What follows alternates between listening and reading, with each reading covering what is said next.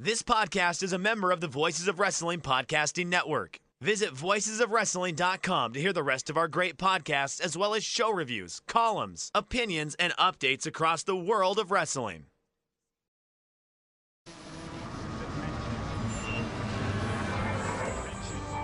Do I have everybody's attention now?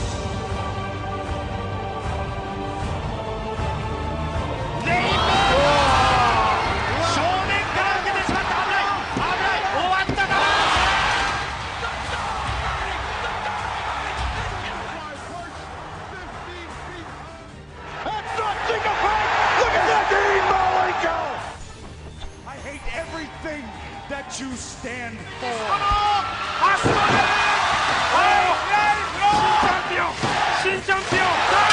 GTS connecting. Oh my God! You turned into the Rolex wearing, diamond ring wearing, kiss stealing, woo, wheeling dealing, limousine right, jet flying, son of a gun.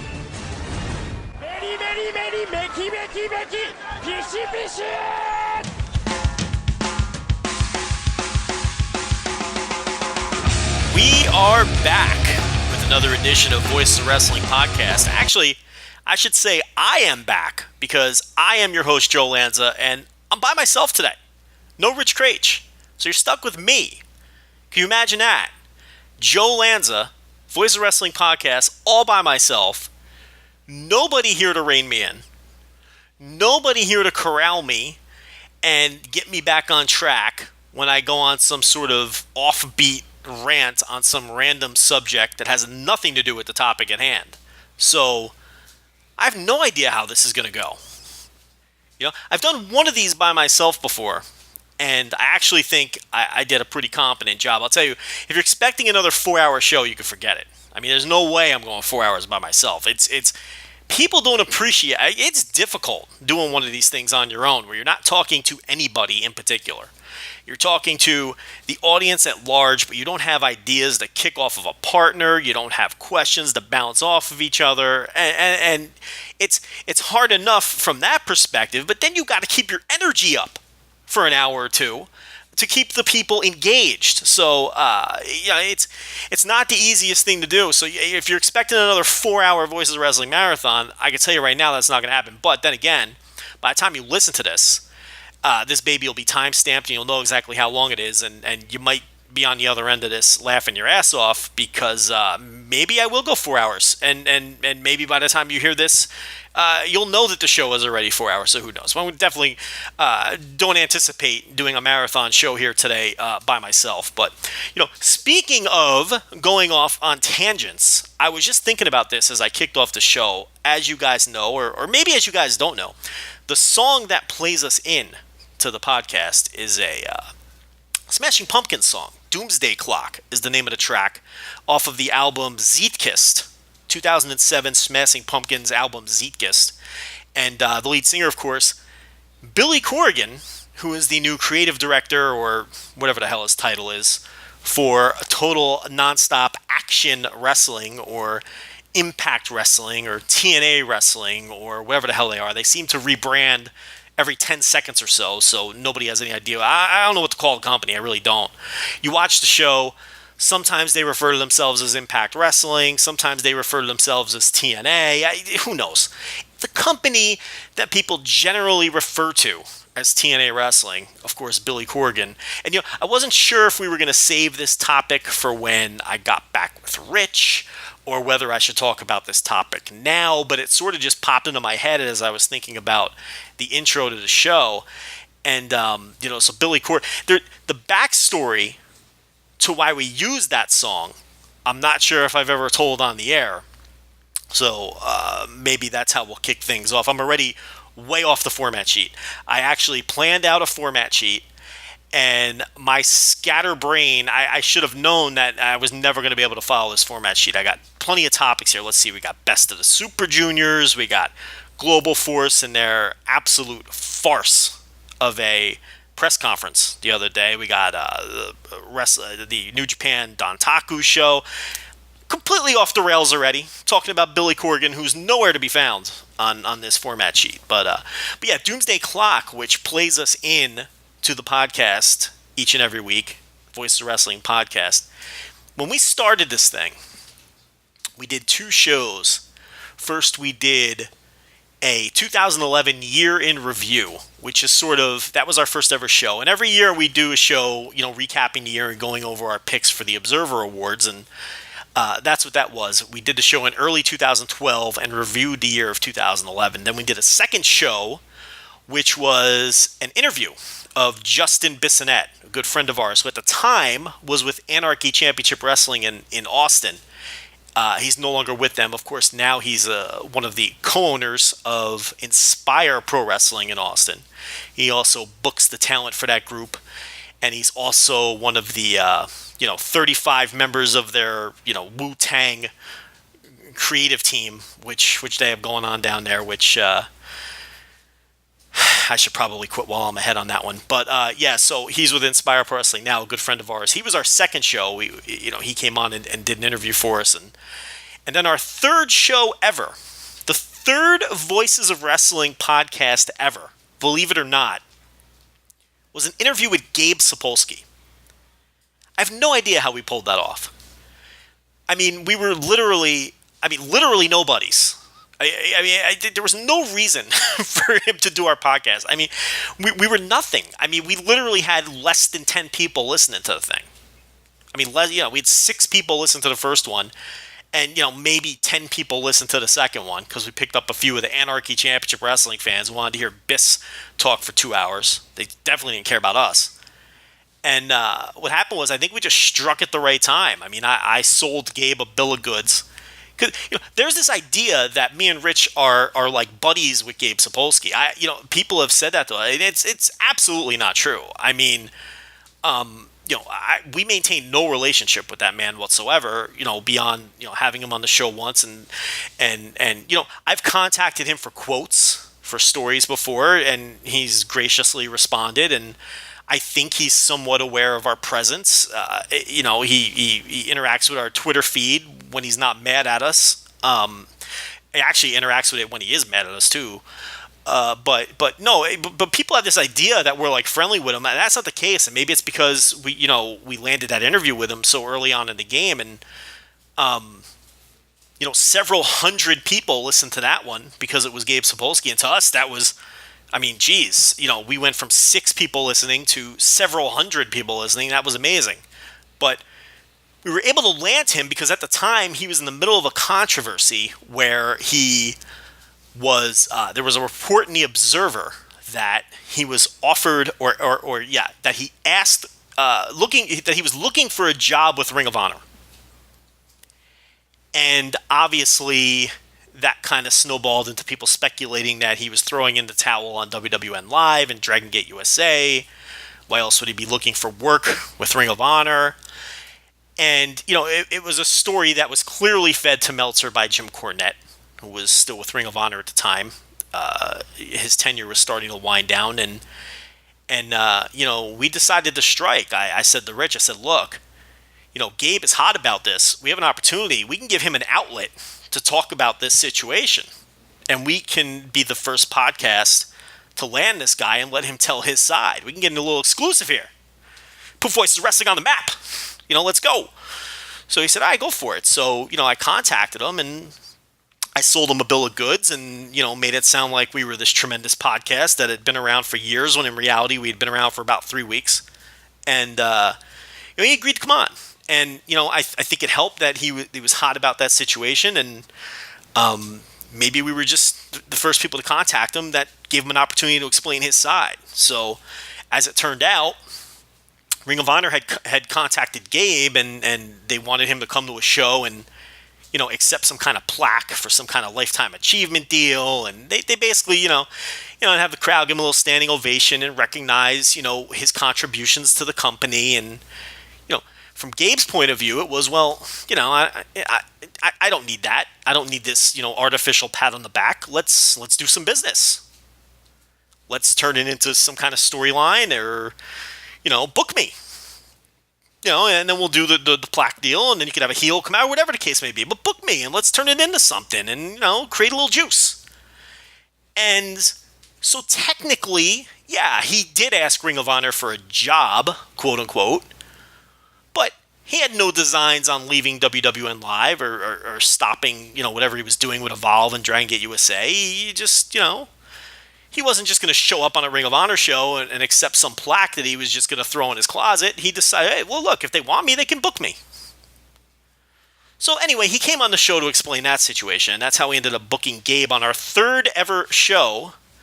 And, of course, on the first two shows, the song that Rich used to as part of our intro was that awful 90s WrestleMania song. I don't know if people remember this, but that 90s WrestleMania, that song.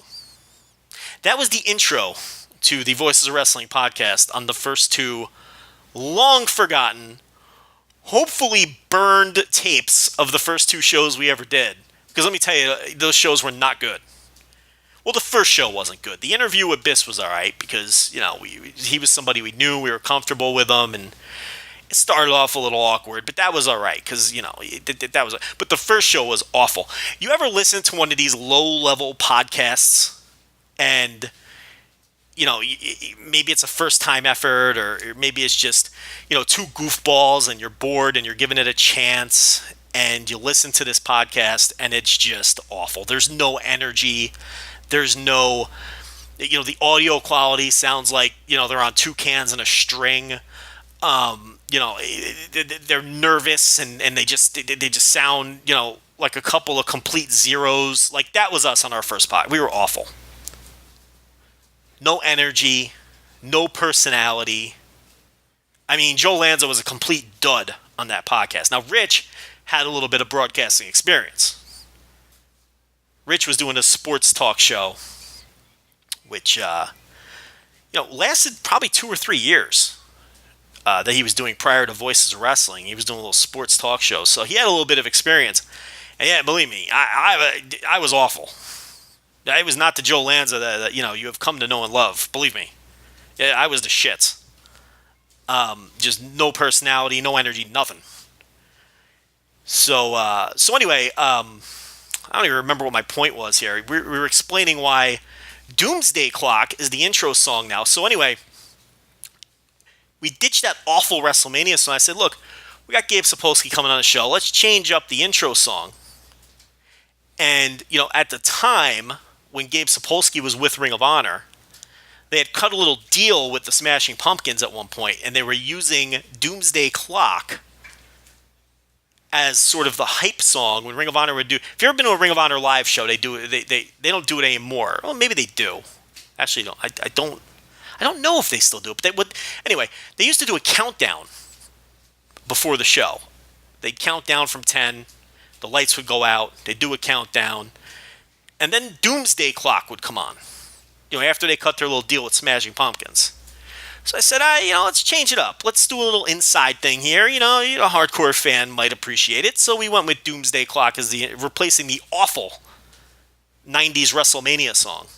And for the Gabe Sapolsky episode, the Gabe Sapolsky interview on Voices of Wrestling, we went with Doomsday Clock from Smashing Pumpkins, and it stuck. And now here we are years later. So that was probably early 2012. So, we're talking 3 years later, and we're still using that song as the intro.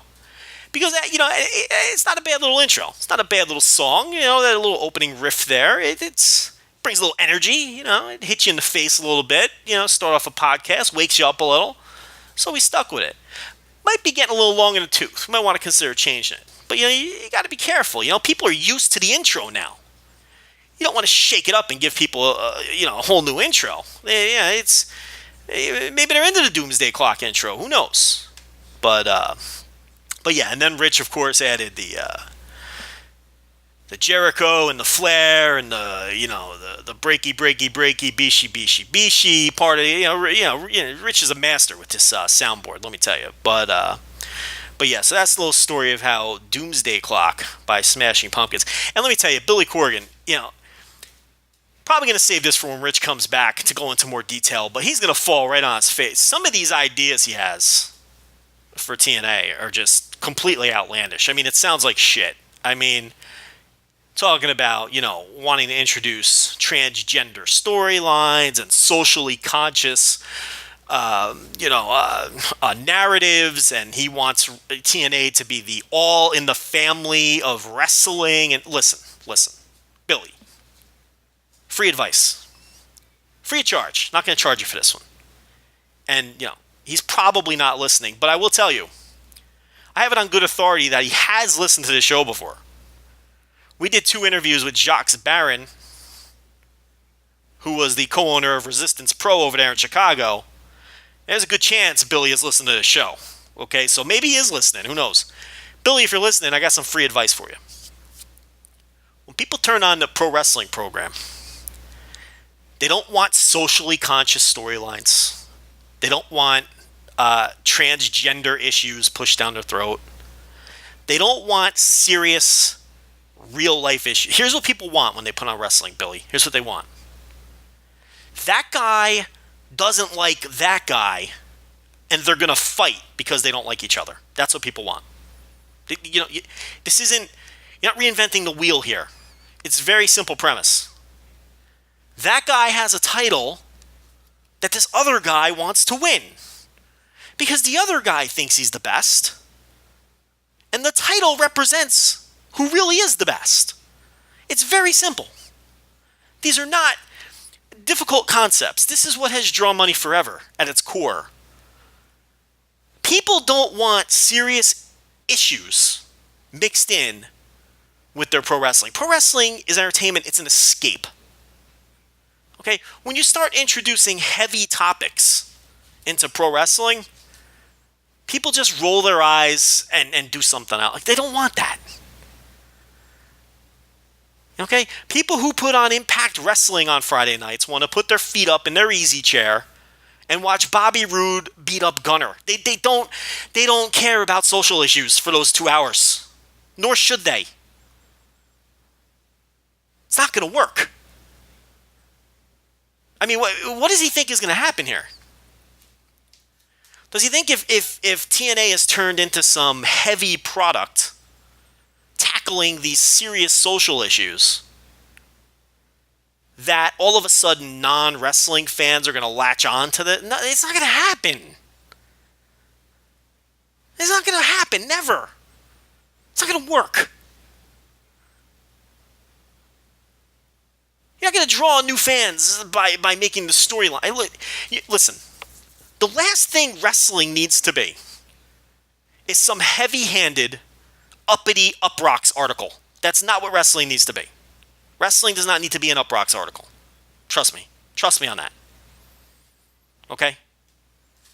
Wrestling needs to be, that guy doesn't like that guy, and they're going to beat each other up. That's all it needs to be. You get 2 compelling people who don't like each other, and then they fight. That's it.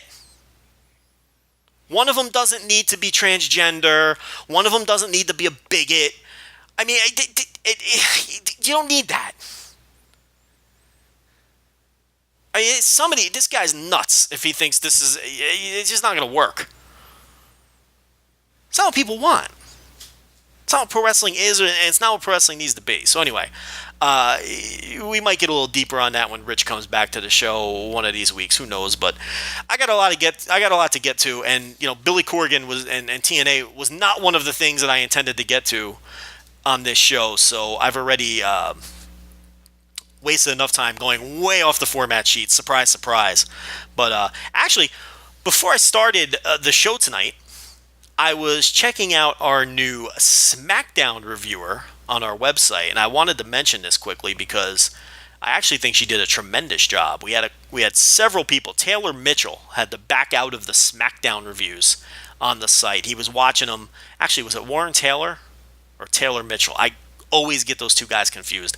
Not that I get those two guys confused. I get what they do for the site confused, and I always forget what they write. I'm pretty sure it was Taylor Mitchell who was doing the SmackDown reviews. Warren Taylor does the Evolve Eye pay-per-views and some other projects, but he had to back out of the SmackDown reviews because he was watching it on Hulu Plus, and he wasn't getting it on his cable package anymore, and it just became too difficult. So he gave up the SmackDown duties. We were looking for a new SmackDown reviewer. We might have missed 1 week. I don't know if we missed 1 week or not, but we had a couple different applicants, and they were all excellent. We had people send in some writing samples, and it really came down to two people, and we really couldn't decide. And what we were thinking about doing was running sort of a contest and letting the readers decide who got the gig. We were going to run dual SmackDown reviews for a couple of weeks and let people vote on it. Figured it might get a little attention, bring some hits to the site.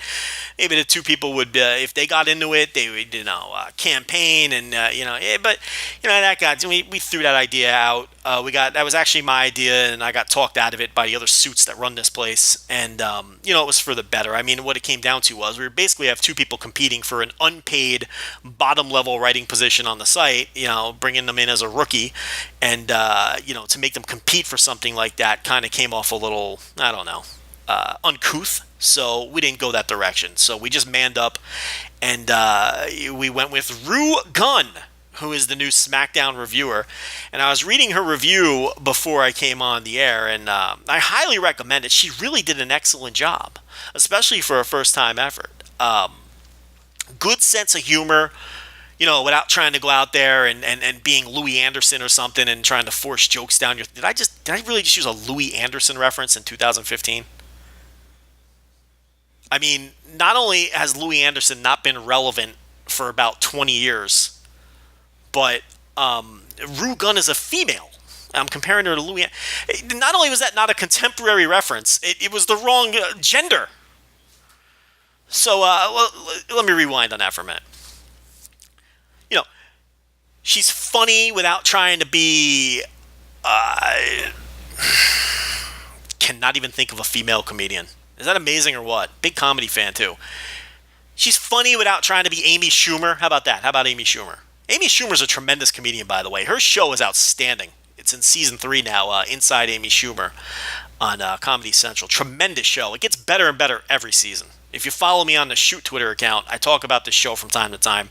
Actually, a couple nights ago, a brilliant episode of Inside Amy Schumer. They did a parody of 12 Angry Men, and it had a couple of guest stars, Nick DiPaolo among others, and it was brilliant. It's and I'm not trying to throw that word around flippantly, but it was brilliant television.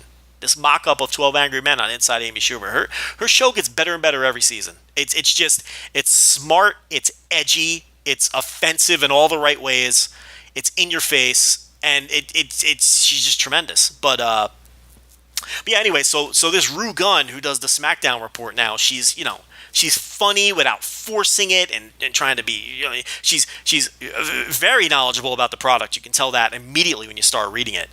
And an excellent writer, already one of the best writers on the site, blows me away in terms of writing ability. Another person who makes me feel like shit for how much of a shitty writer I am. So that's the last thing we needed on this site. Someone else to make me feel like a complete zero when it comes to my writing ability. So check out her SmackDown report. And the other thing about Rue, and I really hope I'm pronouncing her name correctly, R-U and then G-U-N-N. That looks like Rue Gunn to me. So if it's not Rue Gunn, I apologize. But the other thing is, we're going to be posting these reviews before the show airs in North America. How about that? So this will be, and you know how I am when it comes to timely reviews. I don't like shit to be late. I think when it's late and it's no longer topical, nobody cares. And, that bothers me a lot. And these are reviews that are going to be up before the show airs because she's somewhere in Europe and is going to get it, half a day early or whatever. And she's going to have these reviews up. So you can come to our site, read the review, see what kind of show SmackDown was, and then decide if you want to watch it or not. So how about that? You talk about timely reviews. These reviews comes out before the show even airs. So ain't nothing wrong with that. But yeah, wanted to plug that quickly and make sure that people are aware it seems like this Rue Gunn is going to do a tremendous job, so we're excited about that. Also new on the site, we've got a new Big Show with his guest Chris Zellner that's getting rave reviews. I'm not just saying that. It's legitimately getting rave reviews. So give that a listen. Chris Zellner, always an interesting dude to listen to.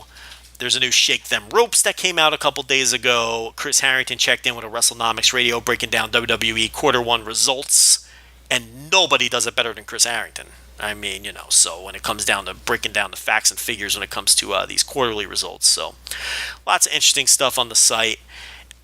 VoicesOfWrestling.com. Check it out. Rob McCarron's NXT review is there as well with the Yuhan Nation debut that I'm sure Rich is probably going to want to handle later this week when he does his show. I should mention, this is not going to be the only Voices of Wrestling flagship podcast for this week. Rich is going to do a show either by himself or with a guest. He's scrambling to find a guest because, unlike me, Rich is scared to do a show by himself. All right, let's face it. But so he'll probably find himself a guest, and he's going to handle half of the topics of the week. I'm going to handle half of the topics of the week. There may be a little bit of overlap, but I'm going to leave the NXT stuff to Rich and whoever he gets to fill in for me. And if you want to read a written review, Rob McCarron's new review is up on the site. But let's jump into the topics that I actually do have on the format sheet. It only took 25 minutes to actually get back on track here. But let's start Best of Super Juniors. And the Best of Super Junior blocks were released. As I record this, they were released last night. I don't know when you're going to be listening to this. I'm recording this on Thursday night / early Friday morning. These brackets were released on Thursday in Japan. Wee hours of the morning Thursday in North America. And I'll tell you, mixed reviews for these Best of Super Juniors blocks, but I really don't understand where people are coming from who are disappointed with these blocks. Now, granted, they essentially booked this thing for Joe Lanza. I mean, there's Joe Lanza favorites all over this thing, so that could have a lot to do with why I like it so much. I'm not going to go as far to say this is the best, Best of Super Juniors lineup ever. It probably isn't. But I'll tell you what, this might be one of the more interesting Best of the Super Junior lineups. This is an interesting field. I mean, look at this field. There's some matchups here they thought you'd never see. Who would ever think that Cavernario would have a singles match with Chase Owens? I mean, think about that. Cavernario versus Yohei Komatsu. Dave Finlay against Mascara Dorada. I mean, these are matches that are going to happen. So again, this might not be the best of Super Juniors lineup, but it really is an interesting one. There's a lot of interesting things going on here. And really the only drawback to this tournament is there's absolutely no question who's going to win. Kushida's winning this tournament. I mean, you're nuts if you think he's not winning. The only way Kushida doesn't win this tournament is if he gets hurt during the tournament. That's the only thing stopping him from not winning this tournament. They've already shot the angle with Kushida and Kenny Omega. Kenny Omega has already gone through several of the people who were in this tournament. So, I mean, it's going to be Kushida. But there have been tournaments before where, winners have been obvious, but it's still been an interesting tournament, or it's still been a great tournament, and I think this could be a very interesting tournament. There's a ton of matchups on paper here. I mean, Cavernario versus Kyle O'Reilly. Whoever thought you'd see a match like that? That's going to happen, people. It's going to happen. It's a lot of fun. A lot of fun matchups here. So here's what I'm going to do. I'm going to break down who's in the blocks. I'm going to add a little flavor to it. I find the A block a little more interesting only because we all know Kushida is coming out of the B block. And in that last night in Corgan, before the finals, Kushida is facing Alex Shelley. Of course, they're tag team partners.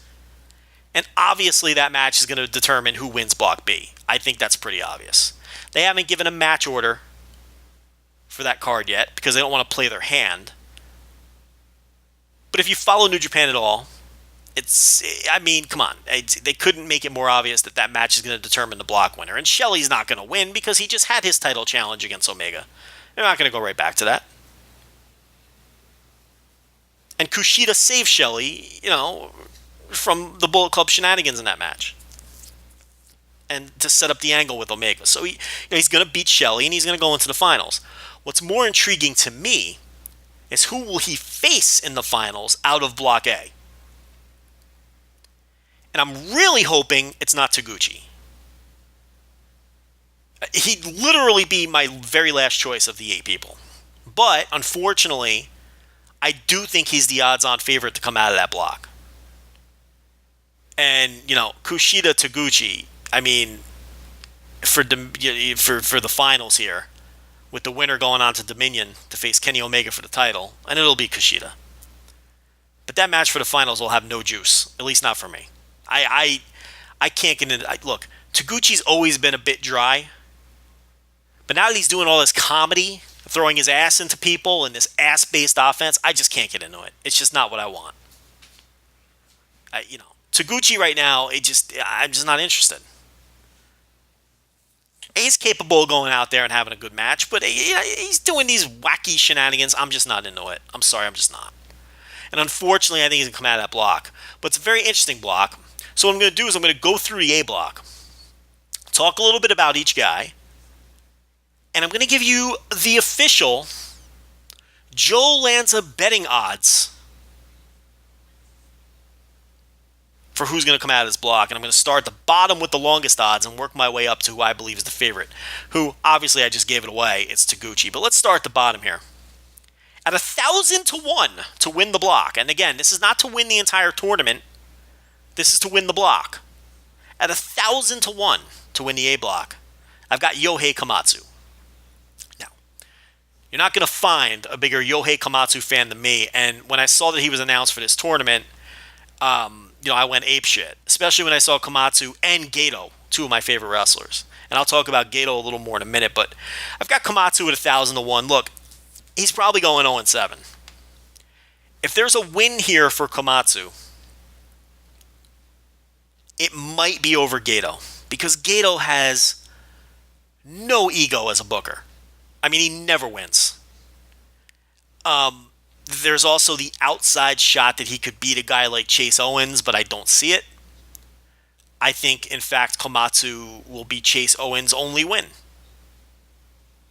I mean, Chase Owens isn't coming out of this with more than 4 points. He'll beat Komatsu, and he may upset somebody else. Maybe Gato, Cavanario, somebody like that.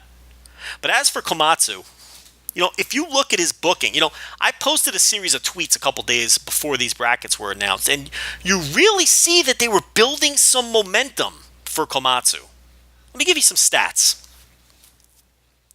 Yohei Komatsu, young lion now. Remember, this is a young lion. He's won 9 of his last 14 matches, 11 of his last 20, and 13 of his last 24 matches. This guy's 13-11 in his last 24 matches. This is a young lion. They don't win matches. He has a winning record over his last 24 matches. You extend that to, you want to make it a nice round number, his last 20. He has a winning record over his last 25 matches. He's 13-12 over his last 25 matches. So as you can see for the last few months, now look, he's beating other young lions. He's beating Sho Tanaka. He's beating Jay White. Okay, especially he has singles wins. They're all over Tanaka or White. But the key here is those guys aren't beating him anymore. Tanaka hasn't beaten Komatsu in quite a while. And for a while there they traded wins. They were on an even playing. Now Komatsu has been beating Tanaka. And he's been beating Jay White. Jay White still doesn't have a win. But he's not just loading up on those guys in singles matches. Yohei Komatsu has a bunch of straight 2-on-2 tag team wins, teaming with people like Jushin Liger, Satoshi Kojima, Hiroshi Tanahashi. So he's in there in tag matches with some big guns, some of the biggest guns around with Tanahashi, and he's winning tag matches with those guys. And in some cases, he's scoring the fall. So you kind of saw this coming. This guy's 9-5 in his last 14 matches. 9-5. You know, so when I wrote my Wrestling Dontaku review, which we'll get to later in the show, I said, look, they're starting to push these guys a little bit. Not necessarily, push is probably not the right word, but they're showing signs that a push is coming for these guys. And when these guys, I mean Komatsu and Tanaka. Jay White is a long ways off. He just got there. He'll be losing for another year or two. Same for Cody Hall, who just won his first match, by the way, very recently. And Hall, they don't even trust him enough to work singles matches. Jay White, they're at least putting in some singles matches, because Jay White's very good. Cody Hall has yet to have a singles match in New Japan. That is telling. They don't trust him in a singles situation. But he did pick up his first win in a tag. But anyway, Komatsu and Tanaka, it seems like they're inching towards doing something with these guys. And you look at Komatsu's record, 9-5 over his last 14, 11-9 over his last 20, 13-11 over his last 24. Those are significant figures for a young lion. Those are significant one-loss records. And now he's got a spot in the best of Super Juniors. And he's probably going to go 0-7, but that's okay. Big opportunity here. 1,000-1 to win the block. Probably should have given him longer odds than that. But regardless, still a big opportunity. Chase Owens. 7th longest odds. I've got him at 100-1 to win the block. Block A. Look, there's another interesting name in this tournament. It's good to see. I got no problem with Chase Owens in this field. Because again, it gives you some fresh, interesting matchups. I was kind of hoping he'd be in it, and he is. Good for him. This will be the biggest tour of his career. And he's going to have some of the biggest matches of his career.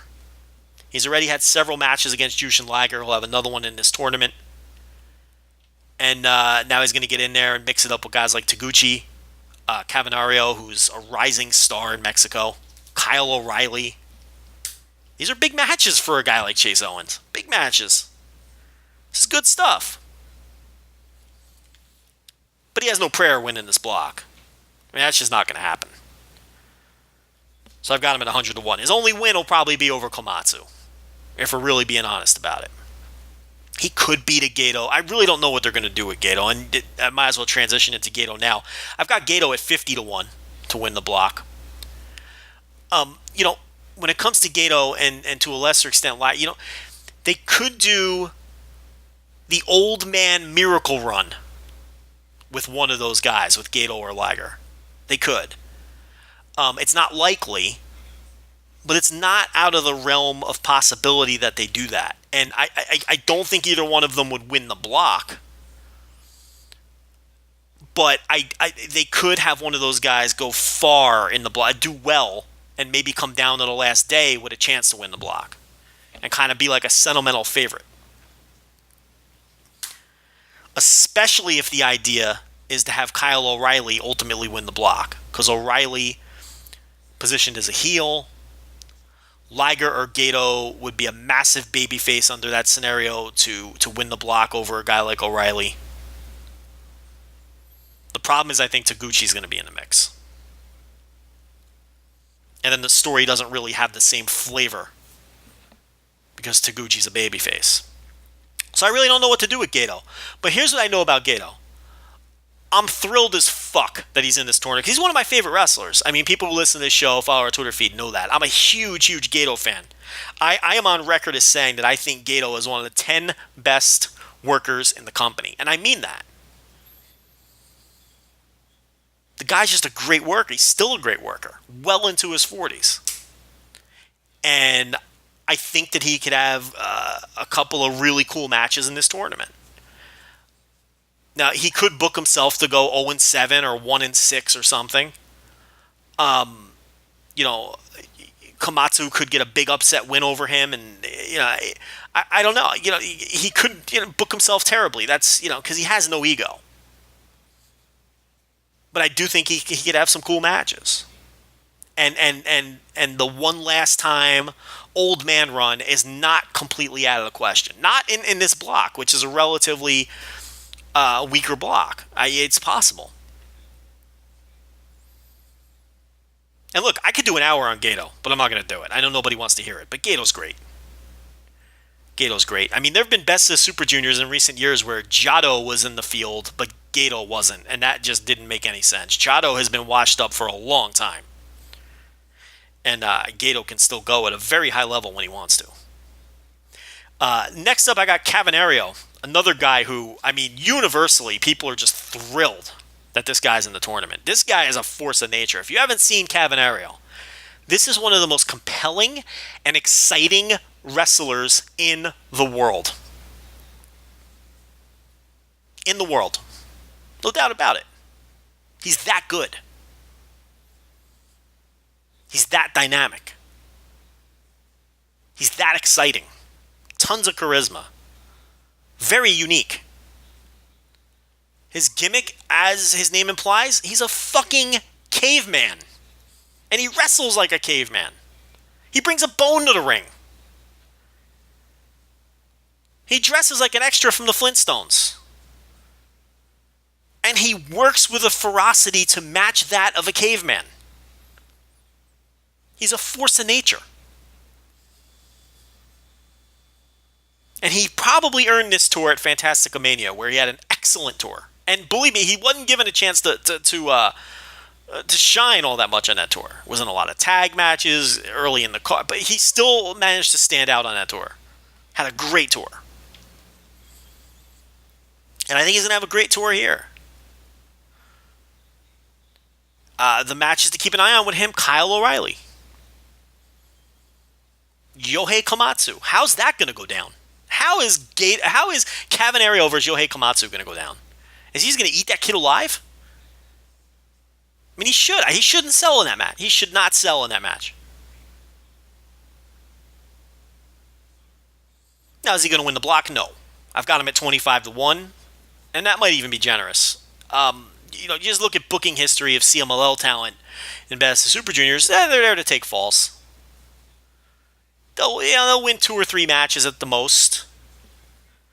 Whether it's Angel de Oro several years ago, or in the past to Mascara Dorada, who, to be fair, this year is going to do better because he's a full-time member of the New Japan roster. But these guys never do particularly well. I think he could do a little better than your common, CMLL quote-unquote job guy who comes in here and just loses to everybody. I mean, he's not losing to Komatsu. Politically it'll be interesting to see how they treat him with a guy like Chase Owens. I would, obviously their relationship with CMLL is higher on the pecking order than their relationship with NWA. I mean, the Fantasticomania tour is an enormous financial success for New Japan, and it grows every year. Whereas, the NWA matches have now been relegated to the Road 2 shows on the tours. They don't even get spots on the major pay-per-views. So you would think that Cavanario will beat Chase Owens. You would think that he would beat a Yohei Komatsu. You would think that he would beat a Gato. I mean, that's 3 wins right there. So at worst, you're looking at this guy going 3-4. At worst. Can he be in the mix heading into the final day? Sure. Can he come out of the block? No. I don't see that happening. But I tell you, if you haven't seen this guy, if you've got New Japan World, check out those Fantasticomania tour shows and check out his matches in particular. I mean, he had the best singles match on that tour. And he was great in the tag matches too. He's a great wrestler. He's fantastic. And he's a little banged up coming into this, but they don't think it's serious. They think he just needs a little bit of rest and he'll be okay. I don't think they would have announced him if they thought it was up in the air whether he was going to work or not. He's working this tour. Again, this is the biggest tour of his life. Worldwide stage. I mean, so he's going to work this tour. Next up, I have Liger in his 24th Best of the Super Juniors tournament. I've got him at 20-1 to come out of the block. Again, it's hard to read. Typically he doesn't get pushed at this level, but he could get that, that one last run, that Rocky run. So who knows? Wouldn't completely shock me if he won the block. It would surprise me. Wouldn't completely shock me. We're starting to get in the territory of guys who could possibly win the block, especially after this. But I tell you, man, Liger still knows how to work a match. Even as he's more and more physically limited as he gets a little older. Doesn't fly around like he used to, but he still knows how to work a match. And there's still matches here, potential matches here where he could have excellent matches with people. I mean, Liger versus Cavanario, Liger versus O'Reilly, and these guys who come in, these gaijins who come in, get excited about working with a guy like Liger. The guy's a fucking legend. A legitimate legend. You don't think Trent is hyped up about a singles match with Liger? You're out of your mind. Speaking of Trent, I've got him at 5-1. And now we're talking about people who could legitimately win the block. Now, look, if the block was a little stronger, if maybe Dorado was in this block, or Shelley, somebody like that, I'd knock a guy like Trent down a few pegs. But look, he's been treated well in the booking. They've made he scored falls for his team with Romero, even though Romero's the veteran of the team. He's already held a title. They treat him well in the booking. He's a guy that they like. Could absolutely win the block. I don't think he's one of the two favorites. But this is a guy where it wouldn't surprise me if he won the block and went into the fight. Now look, and then it's a guy, who could have a good match with Kushida. There's a little story there. His team's always in constant struggles over these junior tag titles. It is a little juice there. Kyle O'Reilly, I have it 3-1. And really, to me, it comes down to him and Taguchi. It really does. O'Reilly is a guy who, along with Taguchi, who I have at 2-1, it's going to be one of these two. Taguchi as the veteran of the division. Well, the veteran who's still relevant. Because Liger, no longer relevant. Gato, no longer relevant. Taguchi's a guy who has recently held the junior title, still quote-unquote in his prime. Storyline-wise, decent obstacle for Kushida to overcome no matter what I think of the guy. I'd much rather see, I think anybody, I would rather see Kushida take on O'Reilly in the final. So I'm pulling for O'Reilly. But I just have this. I just really think it's going to be Taguchi coming out of the block.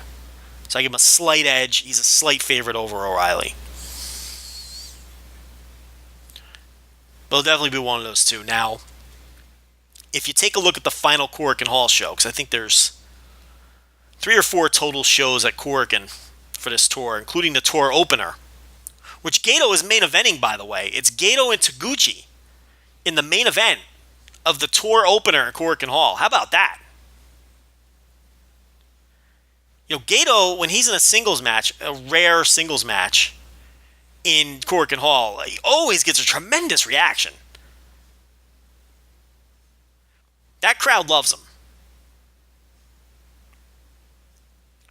So, the final night of the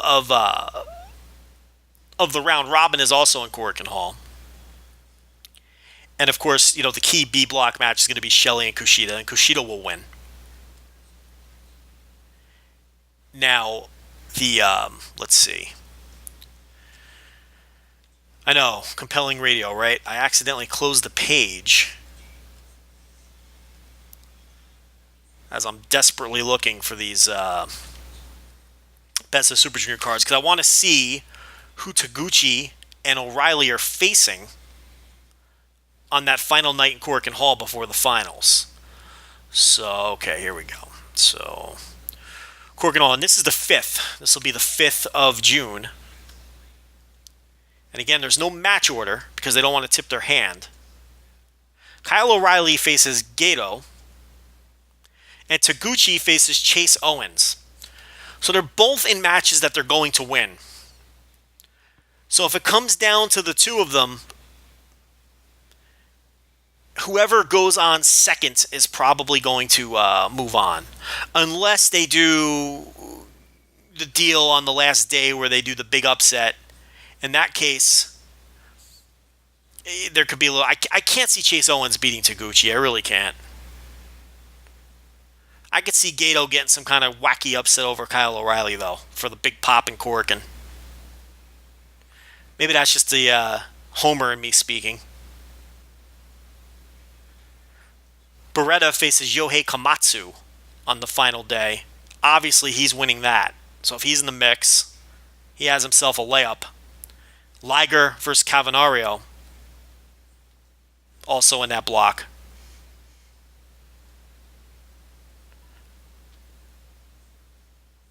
So yeah, it's hard to get a read. So that's Block A. Block B, of course, look, Kushida's winning the block. And he's winning the tournament.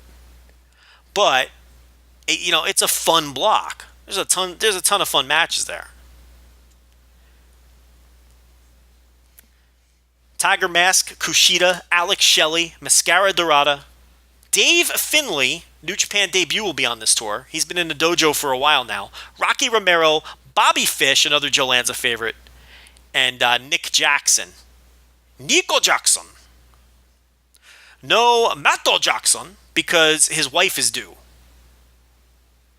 So he's going to stay home, and hopefully they'll have themselves a healthy child while the brother's taking part in the Best of Super Juniors.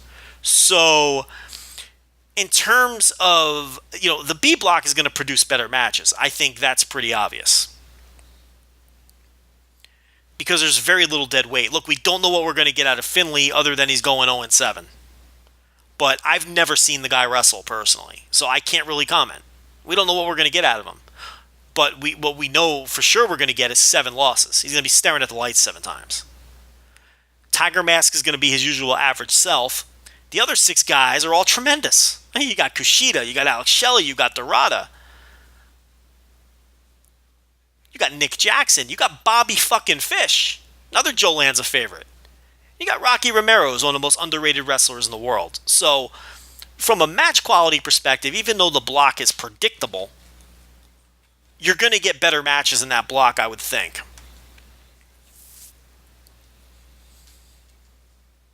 In fact, I'm fairly confident. Now, this tournament actually would be perfect if Dorada was in the A block. Maybe switch him out with Cavanario, because you don't want to have those guys in the same block. Both CMLL guys. Because then what you would have is that interesting dynamic. You don't lose any quality with Cavanario and Dorada, as far as putting Cavanario in the B block. You still have all those tremendous matchups for him. But by putting Dorada in the A block, what you do is you can set up a Mascara Dorada Kushida final, which I think would be a tremendous final. You could have the A block come down to Dorada and O'Reilly, and have Dorada beat O'Reilly. And then you could have Dorada face Kushida, which is another match they've kind of teased. And you could have that in the finals, but, I'm wasting my breath there because Kushida and Dorada are both in the B block. So that's a minor mistake that they made, I believe. I believe the final should have been Dorada and Kushida. But I'm not going to complain too hard if it's O'Reilly and Kushida, because I think that's a great dynamic. You also have the dynamic of the native Japanese against the Gaijin in the final.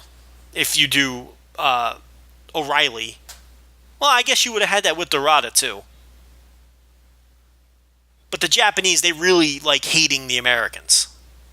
Works a little better.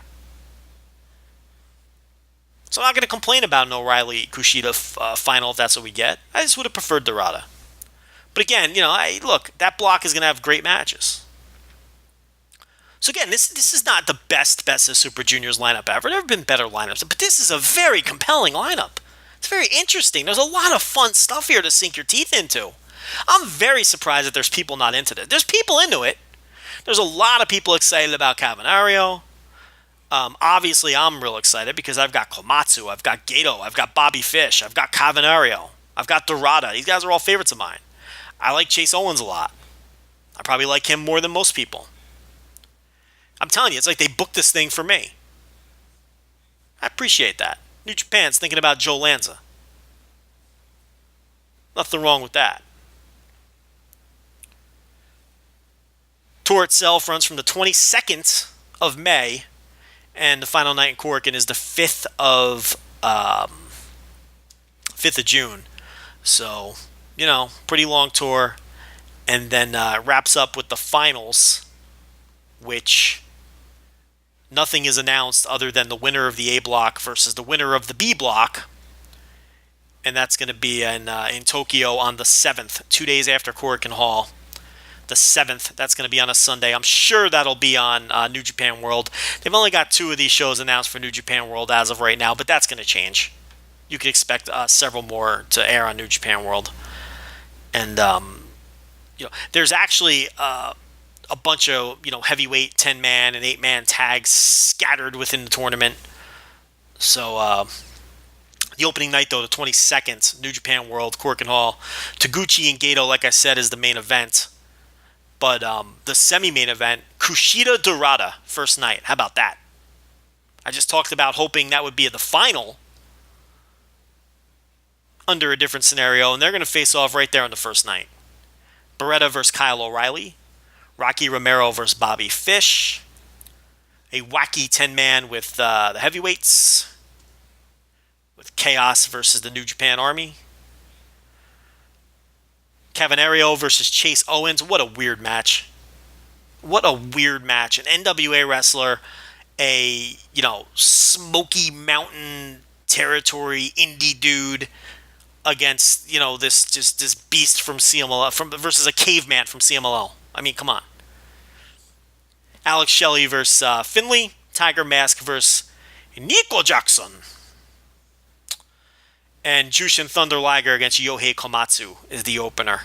And that's on New Japan World. So, there's your Best of Super Juniors preview. We're going to talk a lot more about that, I would suspect, on the podcast when Rich returns next week. And I don't know if he plans on talking about it with whoever his mystery partner is for the second Voices of Wrestling podcast coming up later this week. I'm going to take a short break, and we're going to come back and talk a little bit about Wrestling Dontaku. We're going to review that, and then we're going to talk a little bit about the absolute disaster of a press conference that Global Force Wrestling had a couple of days ago, and their roster reveal. So stick around. I'll be right back with much more of Flying Solo here on the Voice of Wrestling podcast.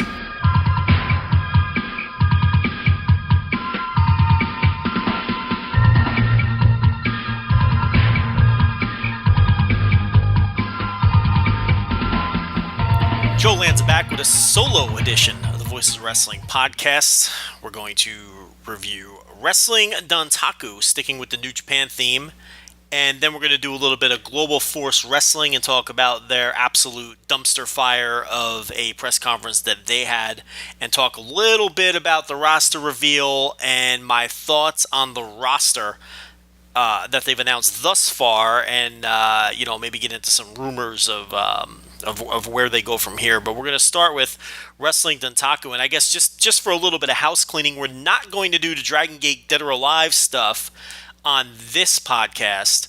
I think we're going to save that for when me and Rich are back together. I know Rich watched the show, he enjoyed it, and he has some strong thoughts about it. The other thing is, I still have not seen the entire show, because the Nico Nico service just does not agree with Joe Lanza. I don't know what it is. Other people don't have any trouble with it. To be fair, I'm not the only person who struggles with Nico Nico. Nico Nico is... Now look, here's the thing. It's a Japanese iPay-per-view service, which is designed to accept Japanese funds and Japanese currency. Sure, there are ways around that. Certain Western banks can sneak through. You can buy gift cards and jump through hoops, and there's ways to do it. And look, and that's fine. But the bottom line is, I've tried to use this service. My particular bank is very listen, I've talked on this show about all the various wacky things that have happened with my debit card, with my bank, with my electric getting turned off and everything else, because They're very quick to shut down charges on my card if there's non-routine charges, and in fact I'm going through that again. I've got to change my account number again because they are suspecting suspicious activity on my card. So for whatever the reason, Nico Nico just it does not agree with me. It does not agree with my bank, and I've now wiped my hands of Nico Nico. This time I finally got the thing to work, and I watched half the show, and it was about 4 or 5 in the morning, and I had to be at work at 8. So I planned to come back the next day and watch the rest of the show, and I can't get I can't seem to get the stream to work now to watch the rest of the show. I guess I didn't time shift. There's this whole time shift deal. I don't know what's going on. Bottom line is, I've only seen half the show, so I'm waiting for some kind of illegal upload somewhere so I can watch the rest of the show. And from now on, I'm not messing with Nico Nico. With their smiling points and their time shifting, I'm not dealing with it. It's too frustrating. It doesn't want to work for me. I've tried to give Dragon Gate my money, but Nico Nico just doesn't want to take it. And then when they finally do take my money, I can't watch a replay of the show. So I'm done. It's frustrating. I'm pulling my hair out over here. I can't deal with it anymore. So when Dragon Gate was on Ustream, I bought every one of the shows. I've attempted to buy these Nico shows. From now on, look, I'm just gonna have to watch these shows under the cloak of darkness with the rest of the thieves. I have no other choice. So anyway, we'll get to the Dead or Alive after I watch the rest of the show and after Rich rejoins me probably next week. So we're not going to do Dead or Alive, but I am going to do Wrestling Dontaku. And by the time I get back together with Rich, this show is going to be old news, so might as well get out of the way now and review it on my own. And speaking of old news, that's why the Dead or Alive review hasn't been done on the site yet. I was assigned to that, and because I've only seen half the show, I haven't been able to get the review up. By the time I watch the rest of the show and write the review, it's going to be ancient news, and nobody's going to read the review. I say this all the time on Twitter, and people get on me. They say, Joe, it's not a big deal. People do reviews for shows that took place in the 80s. People are reviewing, Attitude Era Raw. Well, look, that's fine for retro reviews. There's a place for retro reviews, absolutely. The thing is, there's this gray area in between. There's this gray area in between topical and retro, okay? To me, if you're going to put a review up of a major pay-per-view show, you got to have it up within 24 hours. You just do. And the statistics, look, I see the statistics on the site. The statistics back me up. The longer it takes for a review to get out, the older a review is, the less people will click on it and read it. It's out of sight, out of mind. Nobody cares anymore. So by the time I write this Dead or Alive review, every day that passes, that's less eyes that are going to click on the thing. Because people just don't care. They've either read a review somewhere else, or they're not thinking about the show anymore, because we live in a day and age where, there's wrestling shows all over the globe every day, and they're all accessible. You move on quickly. No one has time to sit around. No one's sitting on their couch tapping their foot waiting for Joe Lanza's silly Dead or Alive review to come out a week after the show. Okay, if they wanted to read a Dead or Alive review, they've read plenty already. So it's very frustrating for me because I can't get this review out in a timely manner. And I'm not happy about it. So anyway, sometime in the year 2017, look for my Dragon Gate Dead or Alive review. We will review it verbally on the podcast next week, I'm sure. But right now, I'm going to do Wrestling Dontaku. Before that's old news. Man, that just really frustrates me. Look, Dontaku, not a great show. Didn't really expect it to be a great show. I don't think anybody expected it to be a great show. In that review, which was up in a timely manner, that I wrote for the site, I'd even mention it's kind of like it's become the forgotten show every year. Because it's sort of wedged in between Invasion Attack, which is one of the major shows for New Japan, which has emerged as one of the major shows for New Japan. And then right after Dontaku is Super Juniors, and then of course Dominion. And now, these Ring of Honor, War of the Worlds, and whatever the other gimmick is called, the Toronto and New York shows for Ring of Honor now as well, come right on the heels of Dontaku. So there's major shows both before and after Dontaku, so Dontaku sort of gets lost in the shuffle. And this year's card had a relatively weaker main event than they usually put on Dontaku too. Because, if you look at the history of Wrestling Dontaku, they usually have a pretty decent IWGP Heavyweight title match. Last year was Okada versus Styles. And Styles, of course, won the title after attacking Okada at Invasion Attack. The year before, Okada defended against Minoru Suzuki. The year before that, Okada defended against Hiroki Goto. And the year before that, it was Tanahashi versus Nakamura. So it's not as if this show gets, a garbage main event. It gets a big-time main event most years. It's just caught in a tricky spot. And this year's main event was the first main event since the revival of this show in 2009. Because this was a show that they ran sporadically from 1993 until about 2001. And they ran it in the bigger building in It was always in Fukuoka. But in those days, when the company was truly red hot, they ran the much bigger building. And then when things cooled off, when Inoki screwed everything up, and they crawled towards the Dark Ages in the early part of the first decade of this millennium, they stopped running. They ran the smaller building in Fukuoka, and then they just stopped running the show. And then they didn't have any Dontaku shows from 2002 to 2008. And they revived the concept in 2009, and have run it every year since in this conference center. And they usually draw between 5,000 and 7,000 fans. So this year's show was the first since the revival of Dontaku in 2009 that did not feature an IWGP Heavyweight title match in the main event. In fact, this show did not have an IWGP Heavyweight title match at all. This was a show where Shinsuke Nakamura headlined defending his Intercontinental title, which over the last 2 years, he has headlined pretty much every other major pay-per-view as Intercontinental Champion, and has done well. They usually allow him to headline these slightly smaller venues, but they give him very little support underneath because they expect him to be able to carry these slightly smaller buildings on his own as one of the big five now in New Japan in terms of the big five draws.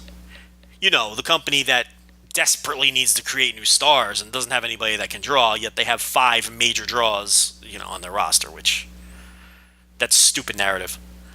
So yeah, and it was a relatively weak opponent with Goto, and not from a work rate perspective. I mean, Hiroki Goto is one of the best wrestlers in the world. I mean, let's be realistic about it. But New Japan fans don't believe in Hiroki Goto anymore because he has a reputation of being a choker. Even when this guy does win a tournament, he then usually loses the subsequent title match. When this guy wins a title, he generally loses it right back. Case in point, winning the tag team titles with Katsuyori Shibata at the Tokyo Dome and immediately losing them back at New Beginning to Guns and Gallows. So, not a particularly strong main event from that standpoint, and really nothing underneath. Because you look at the rest of the big five, AJ Styles, Okada, Tanahashi, Ibushi, all tag matches. In fact, Ibushi was in a prelim, second match on the show. Tanahashi in a 6-man match, which was just a setup for his upcoming singles match against Yano at Dominion. And then AJ and Okada on opposite ends of a tag match in the semi-main event. So again, they relied on Shinsuke Nakamura to draw. Now, the interesting thing about this show from a business perspective is they drew a little over 5,000 fans, which is strange. Because when you look at the pictures, there's very few empty seats, less than 1,000 empty seats.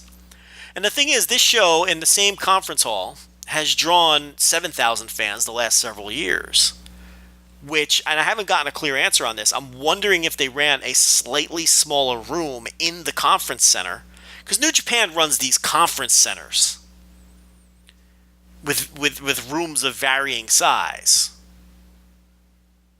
And that's the case at Fukuoka. And, you look at the pictures, there's very few empty seats. A member of our staff attended the show. Damon / Michael McDonald, depending which first name he wants to use. on a given day was there, went to the box office for us before the show to ask about ticket availability. They told him there were very few seats left. He took a picture of the seating chart, which showed all of the sections except the furthest reaches of the building completely sold out. And then pictures from the venue backed that up. So, a couple hundred seats in the upper corners of the upper deck empty. So they must have run a smaller room in the conference center, or the 7,000 fans announced the last couple of years were worked numbers. Which just doesn't fit, which would be the easiest scenario to believe, obviously. But the thing is, New Japan hasn't worked numbers at all under the Takaaki Kadane regime. He just doesn't believe in it. And he hasn't done it. No one has caught them working a number since he's taken over. So it's very strange. I don't know. They didn't announce it as a sellout. They said, they described it as packed house, or, no vacancy as opposed to super no vacancy or whatever it is. But, so they were honest from that perspective. But it's just strange that all of a sudden, where'd the other 2,000 seats go in this venue? Little eyebrow raise in there for the first time when it comes to New Japan attendance. But at any rate, they nearly sold it out. Goto Nakamura with nothing underneath. So, you can't call it a failure or anything like that. It's just interesting. And I still haven't gotten a straight answer on that. Was it a different room the last couple of years with the stronger main events? I don't know. I'm going to go through every match quickly and just give you a general theme. We're not going to go into super detail here. The opener, Captain New Japan, Kushida, Manabu Nakanishi, and Ryusuke Taguchi versus Jushin Thunder Liger, Mascara Dorada, Tiger Mask, and Yuji Nagata. Look, this is the usual get everybody on the card who doesn't have a program, and throw them in an 8-man or a 10-man or a 6-man or whatever it is. Here's what you need to take away from this, okay? Manabu Nakanishi is fucking terrible. He's completely shot. Sometimes I defend the guy because he'll come out and he'll give a halfway decent performance 2 or 3 times a year. He is done. He moves around like he's about 80 years old. It doesn't look good. The guy's finished. Completely finished.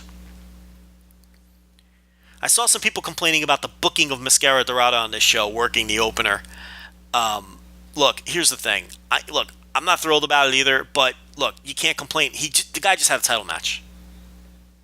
He just had a title match on the previous tour, on the previous pay-per-view, against Kenny Omega. Okay? So you can't go crazy if he's back in a prelim one pay-per-view later. He's probably going to be booked strong in the Best of Super Juniors. Now, if he's not booked strong in Best of the Super Juniors, you can go back to griping about how they're treating the guy. And look, I was screaming from the rooftop about this guy getting pushed. So, look, you're not talking to someone who doesn't want to see him pushed. But I can't go crazy about a prelim match after he was in a major match, in a title match on the previous... I can't do it. I'm sorry, I can't do it. I can't listen to it. Let's see what happens in Best of Super Juniors, and let's see what happens from there. Because I tell you, they were also teasing a Dorada-Kushida singles match. Because, those two guys in this particular match faced off. And they teased that on this tour. And the talk is that Dorada could be defending that CMLL welterweight title at some point against Kushida. So let's, let it play out with it's okay. The guy just had a title match. You can't complain. I don't want to hear it.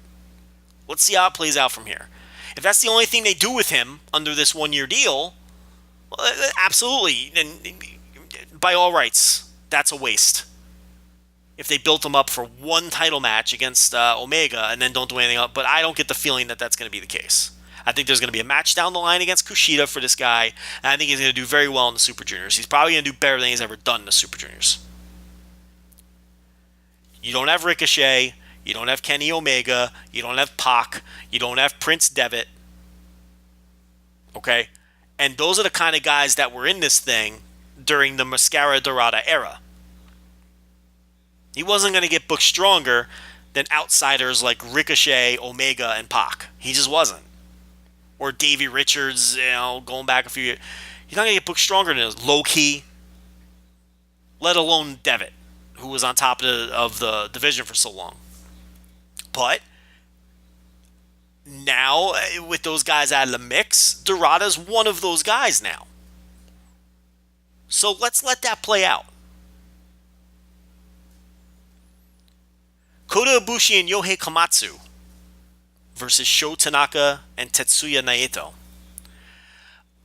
Look, what was interesting about this is something I alluded to earlier when I was talking about Komatsu being booked into the Super Juniors and being booked strong on his way there.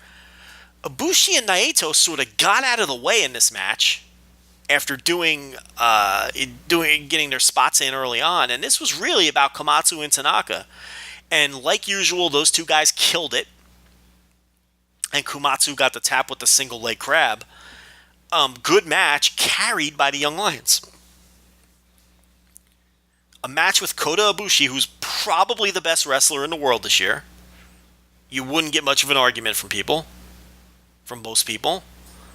And Tetsuya Naito. And it was carried by the Young Lions and clearly laid out for that design to showcase them, and in particular Komatsu. Very interesting match. And I wrote in the review that this really felt like the beginnings of, the baby steps to elevating these guys. So 2 decent 3-star matches to kick off the show. For all my complaining about Nakanishi, the opener, everyone had their working shoes on in that opener. And Nakanishi, even though he stinks, he even attempted to do a dive. It was one of the worst dives you'll ever see. But everyone in that match worked hard. Good 3-star match. Same thing with this tag. Good 3-star match. This show was off to a good start. Because if you're getting good matches, early on, the good stuff typically comes later. Next up was Bad Luck Fale, Cody Hall, and Tama Tonga against Tenkoji and Tomoaki Hanma. Now, this is Hanma feuding with the Bullet Club B team, which has kind of been his story here. And it's good that they're giving Hanma something to do. He's not just a third guy on a trios team, a fourth guy on an Atomicos team, the guy to take the fall in a tag team, working early in the show. He has a little bit of a direction here. He's got this beef with the Bullet Club, and he's been feuding with their B team, with the Bullet Club Black and White. And that was what we had here again. And what I watch in these matches is Cody Hall and his progression. That's what's interesting to me. And man, do they protect this guy. He is so carefully protected in these matches. Talked about it a little bit earlier. Still hasn't had a singles match. Very telling. Very telling that he hasn't had a singles match. In New Japan, when they don't have these guys in singles matches yet, that's very telling. It's very similar to WWE in NXT, where they only put guys in squash matches. Baron Corbin, perfect example. Because they don't trust Baron Corbin to have a 7-minute match. They don't trust Cody Hall to have a singles match right now. And he's very protected in these tag matches. In this match, he tagged in once. Go back and watch this match if you have New Japan World. This is so interesting. He tags in once during the meat of the match. He has no clue what to do. This was when they were the heat segment on Tenzan, where they're tagging in and out, beating down Tenzan, setting up for the hot tag. And they tag in Hall. Has no clue what to do. He does like an arm wringer.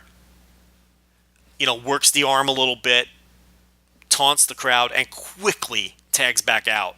I mean, he was lost. Lost.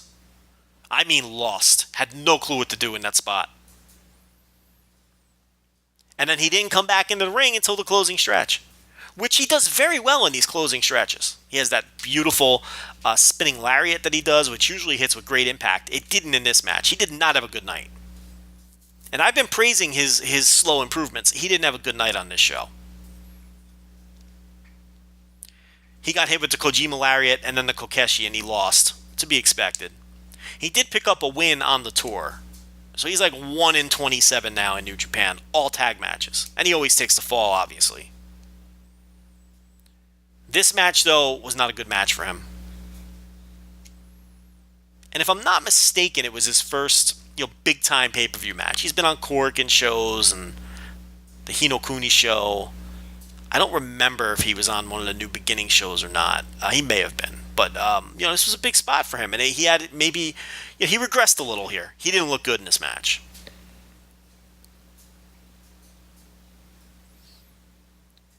Junior tag titles. Roppongi Vice, who just won the belts, taking on Red Dragon and the Young Bucks. Three-way action, and they fail in their V1 defense. The belts go back to the Young Bucks. And look, this was worked. It felt like they had more time than usual because it was worked at a very deliberate pace at the start. This was Red Dragon working over Trent, Kyle O'Reilly being Kyle O'Reilly, kneeing people in the face. And then it picked up towards the end and got crazy. Then it turned into a Young Bucks match. So, cool little match here. It was almost a tale of two matches, so to speak. And the Young Bucks defeat Roppongi Vice to win the titles back. This is significant for this reason. I have some statistics for you. Red Dragon is super protected in this company, and that's how you know they're going to keep using them moving forward. I'm going to give you an interesting stat. Red Dragon debuted at the 2014 G1 Finals. They challenged the Time Splitters for these IWGP Junior titles, and they lost that match. They impressed New Japan. They've been booked moving forward, obviously. Since they lost that match, they have not lost a New Japan tag team match. A straight 2-on-2 tag team match. 19-0. That's not true. I think it's 17 or 18-0 because they won at least one multi-match because they won a multi-team match at the Tokyo Dome.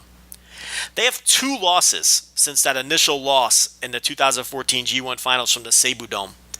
Both of those losses are multi-team matches where they did not take the fall. Both of those losses are multi-team tag team matches where the third or the fourth team took the fall. When they lost the titles, they did not take the fall. And in this match, the Young Bucks pinned Roppongi Vice.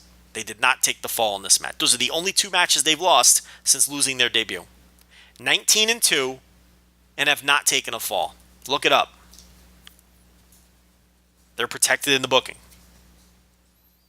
They don't want to beat these guys. Which is good if you are a Red Dragon fan who wants to continue seeing them in New Japan. They clearly have plans for these guys moving forward to continue booking them. They never lose. At one point, they won something like 17 straight matches or something. They just tore through everybody. But a good match. Not a great match, but a very good match. They used the Indie Taker on the floor, and then they used the more bang for your buck on Trent to win the titles.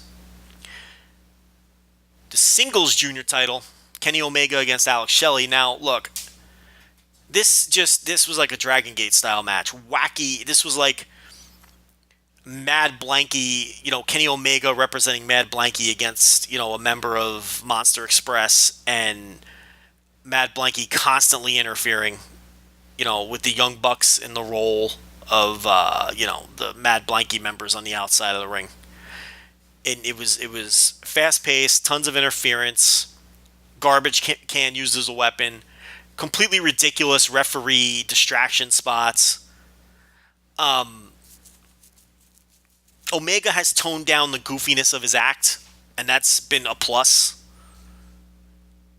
This was not a great match. But it was also a setup match.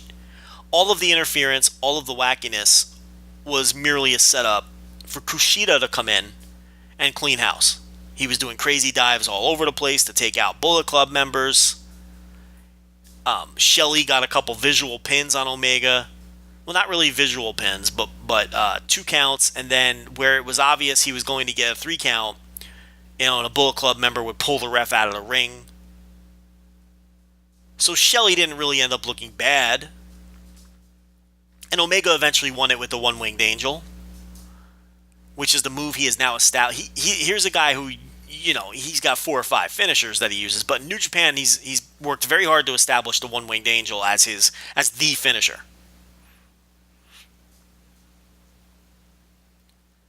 So, this was a big setup to set up Kushida challenging Omega at Dominion after he wins Best of the Super Juniors. And Omega announced after this match that he would not be taking part in the Best of the Super Juniors. Because, or as he called it, the Best of the Super Garbage. Because the gimmick is he believes the entire division is garbage. He says he would win the tournament and he can't challenge himself, so there's no point in participating. I don't mind that. Because these tournaments are so predictable. The champion always loses to set up future title shots. Why even have the champ involved? I mean, chances are it's not going to draw any better or worse whether Omega's in or not. This isn't like the G1 where you can't have, Tanahashi sit out because he's a champion. No, I mean, it's a junior tournament. So I don't have a problem with that.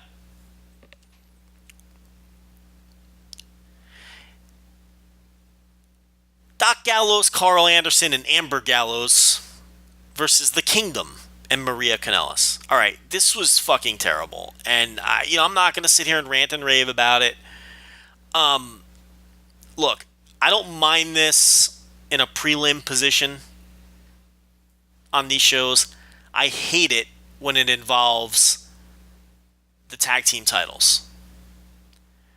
This is shit. Look, I can live with it on Raw because that's what WWE is. It's sports entertainment. It ceased being professional wrestling a long time ago. It's okay on a Raw. I live with it. I don't like it, but I live with it. I don't get wound up about WWE. I just don't. It bothers me on New Japan. It bothers me in the mid-card. It bothers me when it involves these titles. Carl Anderson behaving as if he's never seen a naked woman. Look, I thought it was cute and amusing when it was Captain New Japan. I thought it was cute and amusing when it was Liger. It was prelims. Who cares what you do in the prelims? It bothers me that it's Carl Anderson and that it's in important spots on the card. It bothers me. Maybe I need to lighten up. I don't know. I don't want this on my, and we all know Gato and Jado, big fans of Western wrestling. And you see the influence here. I don't like it. I thought it was crap. It did not get good responses from people live on social media. I didn't seem to be the only one who hated it. Maria took the Magic Killer post-match after rolling up Amber Gallows. It wasn't a good match. It was a terrible match. I mean, the match wasn't even good. I wondered how New Japan would do the intergender gimmick. They didn't really have the men and the women wrestle each other much against each other until they attacked Maria after the match. And I haven't seen a lot of people chirping about it. That's good. None of these tired intergender arguments. I don't even know where we're supposed to stand on that anymore. Is it okay for men to beat up women? Is it not okay? Who knows? A goofy argument. Who knows? Let Billy Corgan worry about that. No one's going to watch anyway. Let Lucha Underground worry about that. Nobody watches that either. I don't want it on New Japan. Not the intergender necessarily, just the goofiness. I can live without the intergender too. I just, whatever. Let's move along. Sakuraba, Ishii, and Yano versus Tanahashi, Shibata, and Makabe. This was not a good match. This didn't hook me at all. In fact, other than the disastrous 6-person intergender match, which I thought was a dud, I thought this was the worst match on the show. Tanahashi clearly is doing nothing and saving up everything he's got for the G1. And Yano is a perfect guy to feud with because Yano matches are easy. I'm sure Tanahashi will work hard on the Ring of Honor shows, especially the singles matches. But he's not doing shit in New Japan until this G1. And he's got Yano at Dominion, but it'll be an easy match for him to work. It's not going to be an Okada match. It's not going to be a Shibata match. It'll be a million shortcuts. So from that perspective, it's smart because he's clearly starting to break down. I won't believe he's completely broken down until he has a big match at the top of a card and doesn't deliver. Because that hasn't happened in years. I legitimately can't think of the last big match Tanahashi had, singles match, that wasn't a match of the year contender level match.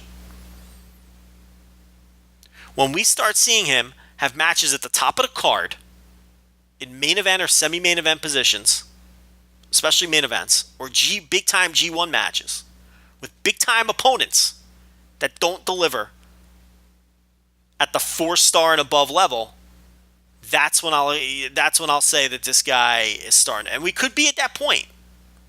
We'll find out after the Yano match is a mid-card match at Dominion. We'll find out on the Ring of Honor shows. We'll find out especially at the G1 where Tanahashi is right now, because it's a question mark.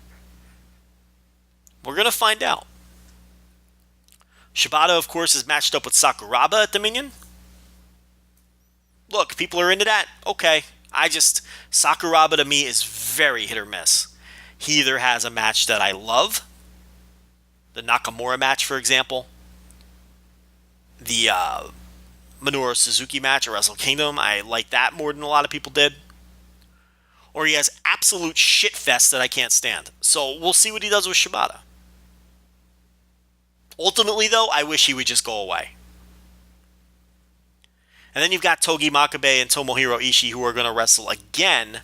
Now look, when we reviewed Hinokuni, we said we didn't care to see them wrestle again. Well, they're going to wrestle one more time at Dominion. Fine.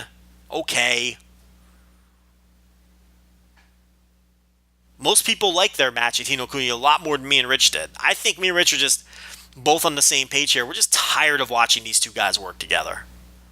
Something a little different. I kind of wish the Dominion match was Ishii or Makabe rather against Shibata or something like that instead of Ishii again. But, they'll go one more time. Hopefully they're in opposite blocks in the G1. And I'm sure that they will be. AJ Styles and Yujiro against Okada and Yoshihashi. Yoshihashi's pants say loose explosion on the back. Right across his asshole. Yes, it says loose explosion in English across the man's asshole. Translations and all that, but I mean, geez. A little self-awareness. Can someone whisper in his ear that you might not want to have your tights say loose explosion across your asshole? I mean, what is he doing? What's he doing here? A diarrhea gimmick? What's going on? Is this an irritable bowel syndrome gimmick with loose explosion?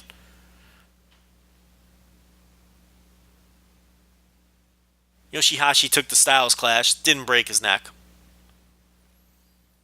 This super dangerous move that breaks everybody's neck. Supposedly. Allegedly. Well, only if you tuck your head like a dummy. Speaking of which, this Lionheart, what a hypocrite this guy is, huh? This Lionheart gets his neck injured by AJ Styles because, like a dummy, he tucked his head. Writes that open letter to AJ, which is interesting. He writes a letter to AJ Styles and then makes it public. Oh, what a creep. Huh? What a creep this guy is. Grandstanding. Making sure everybody sees this letter that he wrote to quote AJ Styles. Really, it was just a grandstanding thing that he wrote to everybody. Begging AJ Styles, please stop using the Styles Clash. You've ended my career, or potentially ended my career, and you ended Roderick Strong's career. Roderick Strong still wrestles, by the way. And you're breaking everybody's necks, and please stop using the Styles Clash, AJ Styles, please. And Styles made a valid point. He said, look, man, why do you got to, do this shit in public?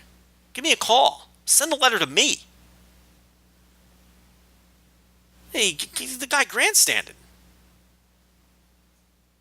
And then after all this talk about how dangerous the Styles Clash is and how he wants AJ Styles to stop using it, This guy's wrestling AJ. He's having a rematch with AJ Styles. And of course they've sold it out. And they're building the match around the Styles Clash. What a hypocrite this guy is, this Lionheart. All of a sudden he's okay with the Clash when it comes to making some money. When it comes to taking maybe the biggest payday of his career, all of a sudden he doesn't have a problem with the Styles Clash anymore. And not only that, he's going to build a match around it. Oh, what a hypocrite this guy. You know, I called him out at the time, and I took a lot of criticism for it. This Lionheart's a hypocrite.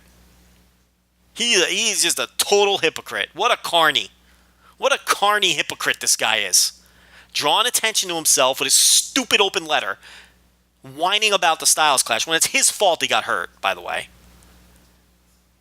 But more than willing to step into the ring with the guy and draw a sold-out house with him and make a little money off of the Styles. He's okay with making some money off the Styles Clash after he whined about it. He didn't have a problem with Styles. He just wanted to draw some attention to himself. Get a little sympathy. Keep his name, while he was out, keep his name fresh in everybody's mind. AJ called him out at the time. I called him out at the time. He's a hypocrite. Total fucking hypocrite, this Lionheart. I don't want to hear it. Especially if he takes a Styles Clash in that match, which he probably will. Unbelievable. I tell you, these wrestlers, I tell you, man. I saw through that guy. Yeah, that guy was as clear as glass, that guy.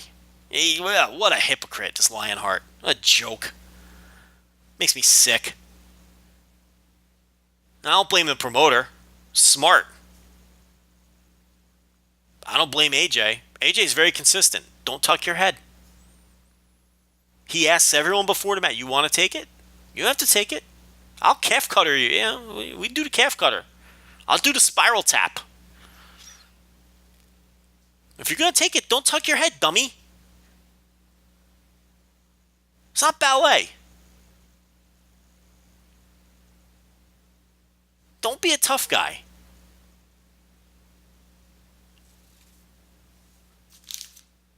And don't grandstand and then get back in the ring with the guy when it comes time to making a little money. That's a joke. You can't take that guy seriously anymore. This Lionheart, you can't take him seriously anymore. Guy's a hypocrite.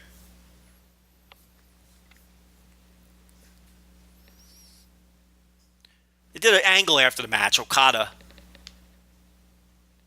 beat up Styles, took the belt, held it up.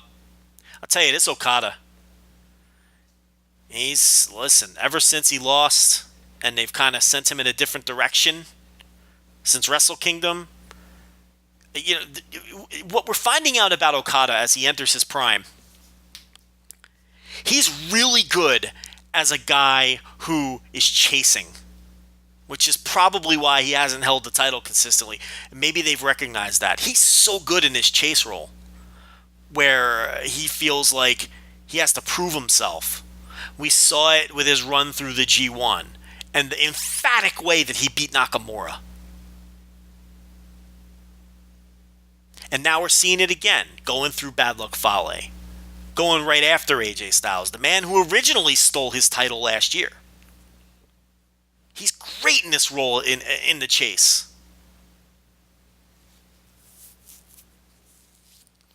And maybe they recognize that. He's a chaser. Nakamura vs. Goto main event. Very good match. Not a great match. Didn't live up to my expectations. They're going to have a rematch at Dominion. Goto could very well lose it right back. Look, we said, I don't remember what Rich said, to be fair. I said I wouldn't be surprised if Goto won. And he won.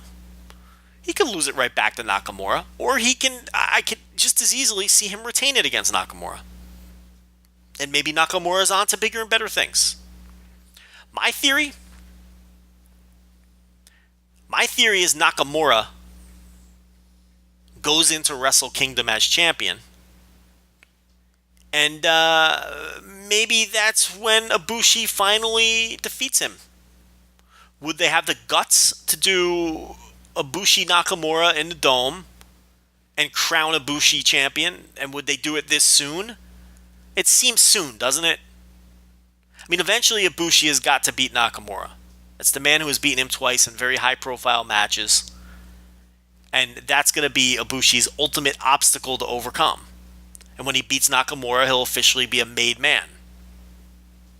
In the in kayfabe terms, yeah, that's the guy he has to beat. That's his nemesis. And ideally, he would beat him for a title, preferably the most important title possible. So could they be setting up a Nakamura G1 win? And Nakamura maybe winning the title at Dome and Ibushi beating Nakamura at some point in 2016? I don't know.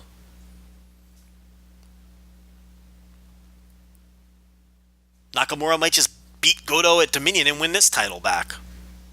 And this could just be one of those, little 2-match programs or whatever. So who knows? Good match. Very good match. Maybe a slight victim of expectations. Look, Goto is a hell of a wrestler. He really is. Guy always delivers and doesn't get a ton of credit for it.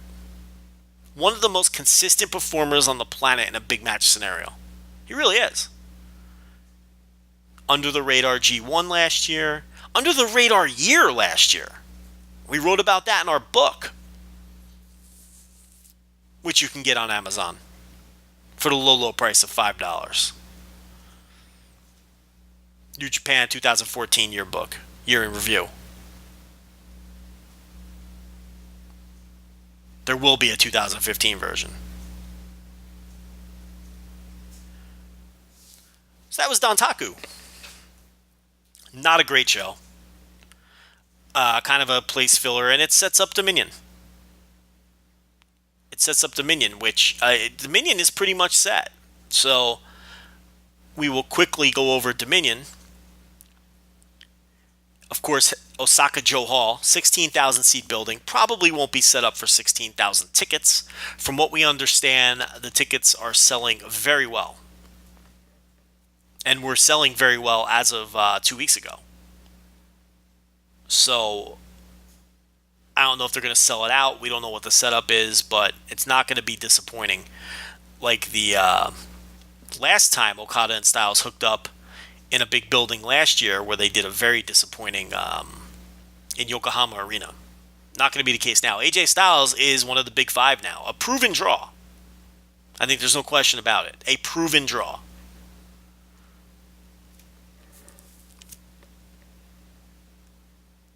So that'll be your main event.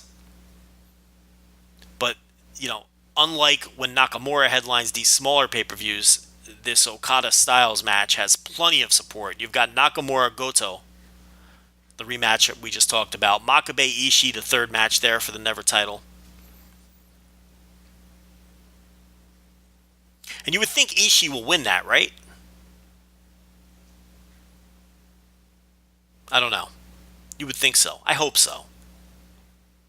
Guns and Gallows will challenge the Kingdom for the IWGP Tag Team titles, and of course the women will be at ringside. And the fact of the matter is it probably wouldn't be a very good match anyway. You've got Mike Bennett, who stinks. Doc Gallows, who stinks in New Japan. Taven, who's okay. Anderson, who's okay. Anderson, to me, much better in singles matches. Always steps up in his singles matches. The Guns N' Gallows team never has good matches, or great matches. Bennett just isn't a New Japan caliber wrestler. He isn't. He isn't a New Japan caliber wrestler. Kenny Omega against Kushida, or, who we expect to be Kushida. Hiroshi Tanahashi versus Toru Yano. Like I said, it's just a mid-card match. We don't have 1,000 shortcuts. And Shibata versus Sakuraba. That's what we've got so far. They're going to announce other matches. There'll probably be 9 or 10 matches on the show. That's 7-5, Osaka Joe Hall. Late night, 4th of July, United States. July 4th. non-holiday edition if you're in Canada. In the morning of the 5th in Europe, and on the 5th in Japan. So that's Dontaku. That's Dominion coming up. We're not going to break down Dominion. We got a long ways to go to get to that. We got to get through Best of the Super Juniors, and then we can start talking about Dominion a little bit. So we're going to transition here to Global Force Wrestling, because we finally have had some people join the Force. And there's some stories here. There's some underlying stuff. There's some read between the lines stuff going on here with joining the Force. And I'll tell you, Jeff Jarrett went out to Las Vegas with his wife and held a press conference at the Orleans Casino.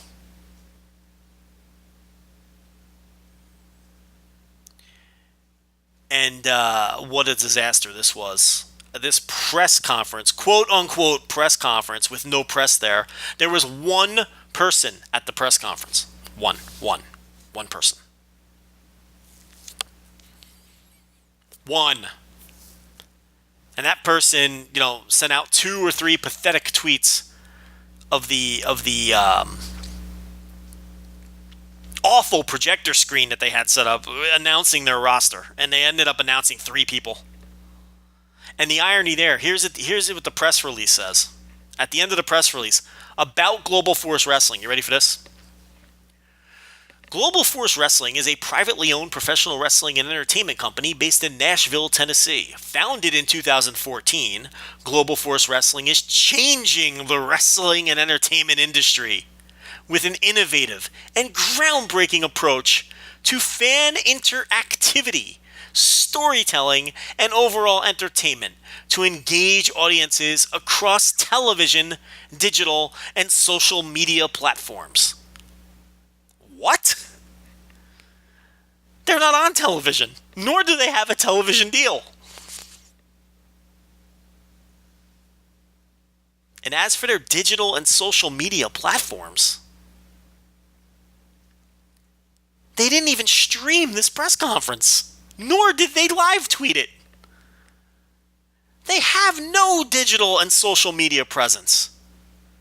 Aside from Jeff Jarrett occasionally tweeting that he's got big announcements coming, and then he never announces anything.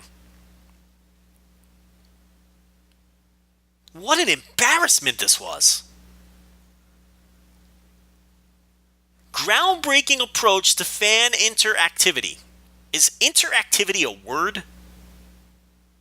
Anyway, what is groundbreaking about their approach to fan interactivity? Hey Jeff, everyone has a Twitter account, and they all know how to use it better than you do. Here's what got exposed at this, quote, press conference. I can't call this a press conference when there's no press there. There were more people representing Global Force Wrestling than there were press members there. How embarrassing was this? Maybe that's why they only announced 3 pieces of talent, because he was so embarrassed he wanted to get out of there.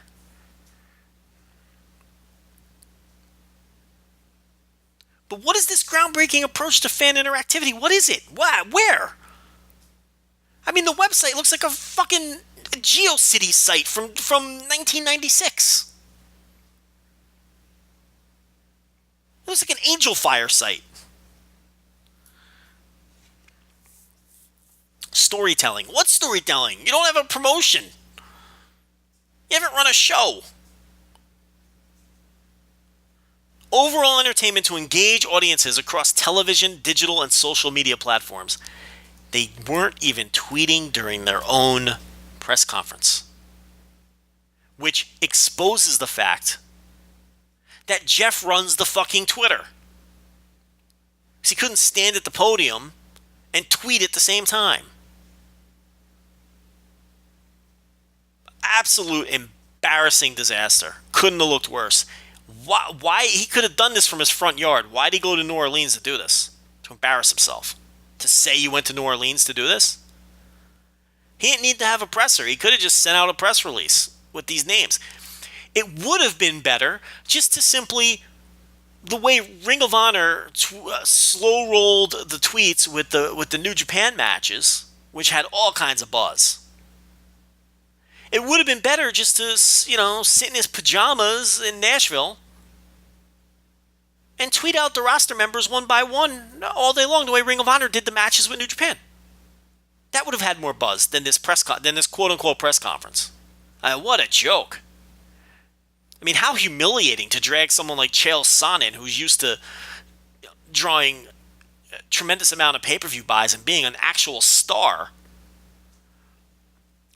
Think whatever you want about him. Guy draws money. To drag Chael Sonnen out to this thing, to stand at a podium with nobody in the room.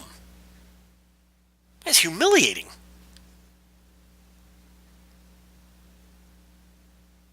Oh, what a mess.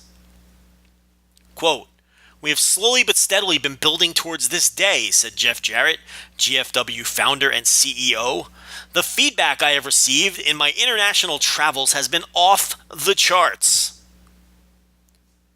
Fans are ready for the reveal of the entire GFW roster, and they're eager for their voices to be heard." Oh, you heard the fans' voices, Jeff. Mocking you during this quote-unquote press conference. My favorite tweet, "Join the force, but join the internet first."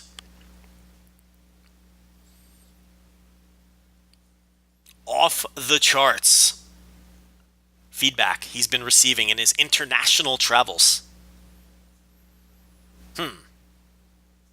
Fans are ready for the reveal of the entire roster. Look, here's the thing about the roster and the reveal. I don't know if they revealed the entire roster at the presser, because no one was at the presser to report on the damn thing.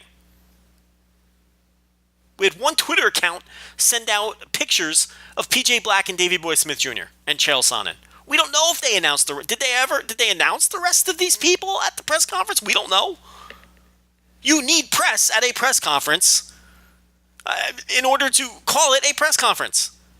This was Jeff Jarrett flew to New Orleans to stand at a podium and talk to Karen Jarrett.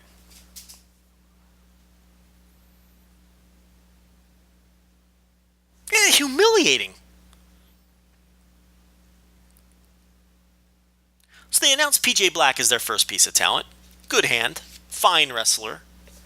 He can't be your marquee piece of talent, I'm sorry. Davey Boy Smith Jr., good hand, fine wrestler. Second wrestler you announce. We think, anyway. And then they wrapped it up, probably because they were humiliated. What a mess. They're going to announce as of this recording, they're going to announce the first 4 baseball stadium shows. The cards, anyway. They have not done so yet. They have tapings in Las Vegas July 24th, August 21st, and October 23rd. I'll tell you what, at least they have dates, unlike Lucha Underground. Tickets for those events go on sale Friday, May 15th at noon, with an exclusive pre-sale. Oh man, beginning Monday, May 11th at noon. Exclusive pre-sale. You better jump on that pre-sale, because, I'm sure the Orleans Arena will be sold out immediately. Are they kidding me with the exclusive? Exclusive to who? The 10 people who want tickets to this thing? Tickets are available starting at $30 and can be purchased online at orleansarena.com or by phone or in person at Boyd Gaming box offices. VIP tickets will include a meet and greet with the GFW talent. All right, look. They're holding 3 tapings, all about 2 months apart. Orleans Arena is a big building. It's a basketball arena. They have no prayer filling this thing. They have no TV. And the first taping is July 24th. That is to tape the TV. They have no way to promote these TV tapings.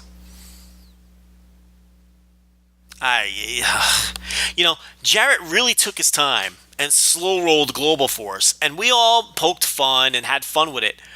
But at the end of the day, I thought he was being very smart because he wasn't rushing into anything. He He was waiting for a TV deal, presumably. He was waiting to line up talent, whatever it was. Now it feels like they're rushing into things. They're rushing into these stadium shows. They're rushing into these television tapings. This all feels rushed now. It does. Now it just feels like the next promotion that's going to come and go. Whereas before it really felt like he was being careful. But that's all down the toilet. And Chael Sonnen is not coming cheap. I would wager he's costing more than the wrestling talent to be a commentator. And rightfully so. He's a bigger draw than anybody else on the roster. Now, will he draw as a color commentator? No. I think he'll do okay. He loves wrestling. I think, I have no reason to think he won't be good at it. We don't know who he's going to work with. So let's go over this roster. Which, to be fair, I think it's a decent roster. Look, people were ripping the roster after the announcements, but it's like, okay, you can rip the roster if you want. I'm not saying you can't rip the roster, but you have to give me alternatives. You can't just say, this roster stinks. There's no, but then who else do you realistically want to sign that they didn't sign? Somebody said, he should have brought in Okada and Nakamura. What, are you on crack? Hey, just snap your fingers and Okada, the two of the biggest stars in the world, are going to come work for Global Force. This guy, crazy? Well, Ring of Honor got them. Yeah, they got them for a couple one-offs a year.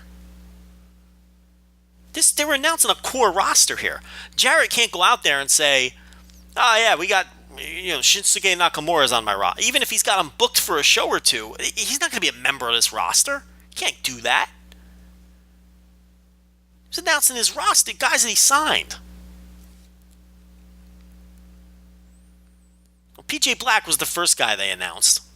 Davey Boy Smith Jr. the second, we think. Because who knows what happened at this, quote, press conference. If a press conference is held in the woods and a tree falls on everybody and kills them, did it really no one was there. Jarrett could have shit himself on stage for all we know. We don't know.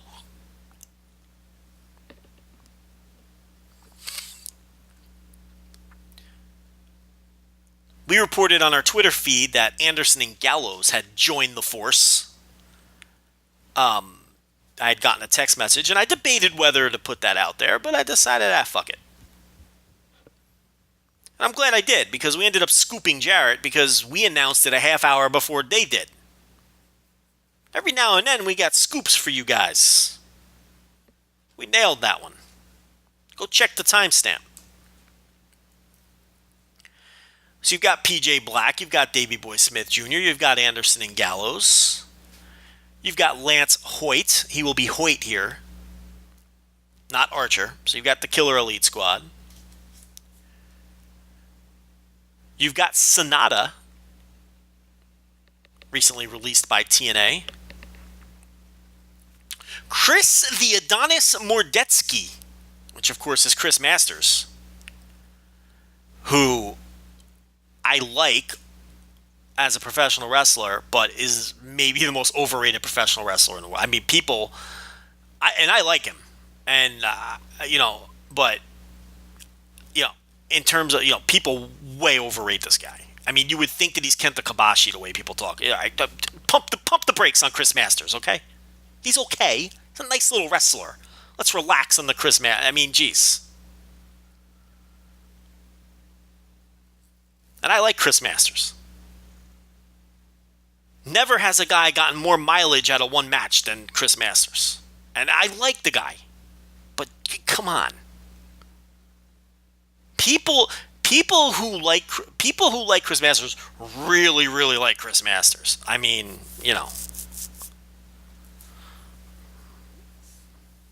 And again, I think he's very good, but people talk about him like he's, Mitsuhara Misawa. Relax.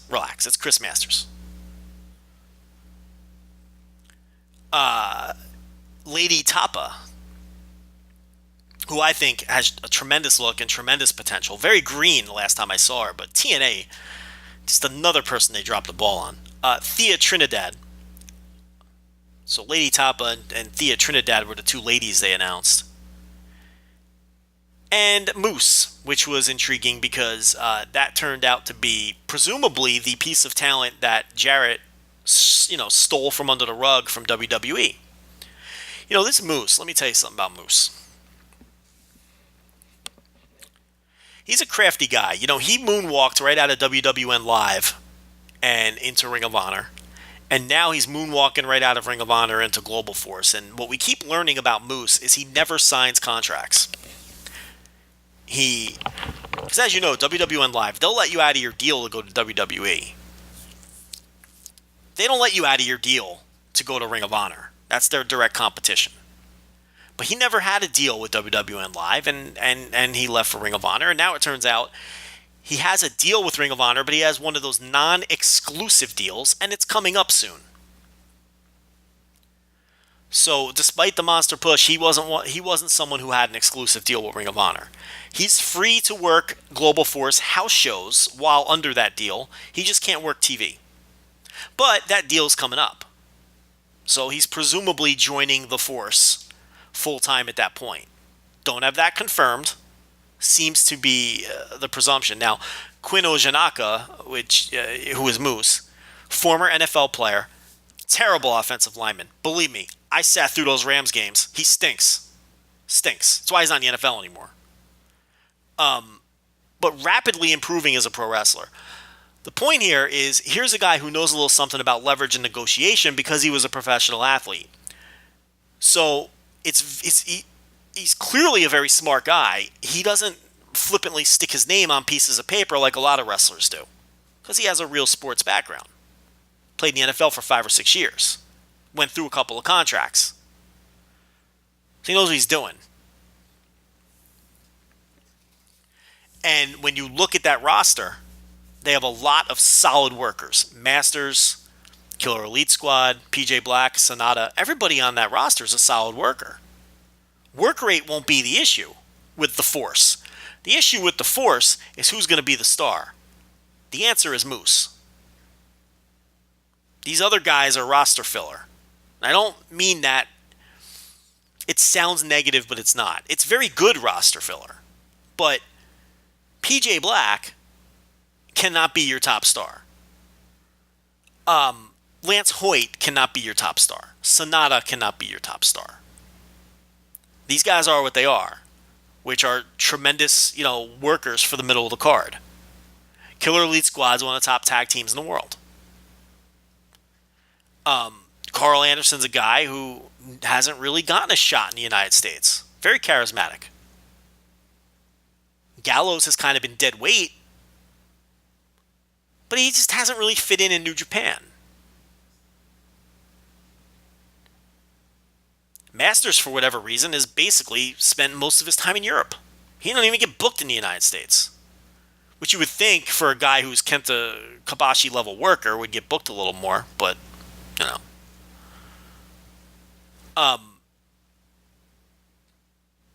Why am I I like Chris Masters, but it just, we go a little overboard. So we get excited. You know what I mean? It's like, I don't know. We all do it, though. We all get a little excited sometimes when we like a guy. I just think that the Chris Masters fans get a little too excited. Probably the way I get a little too excited about Gato. So, Moose is the guy. Clearly the guy for the people that they've named.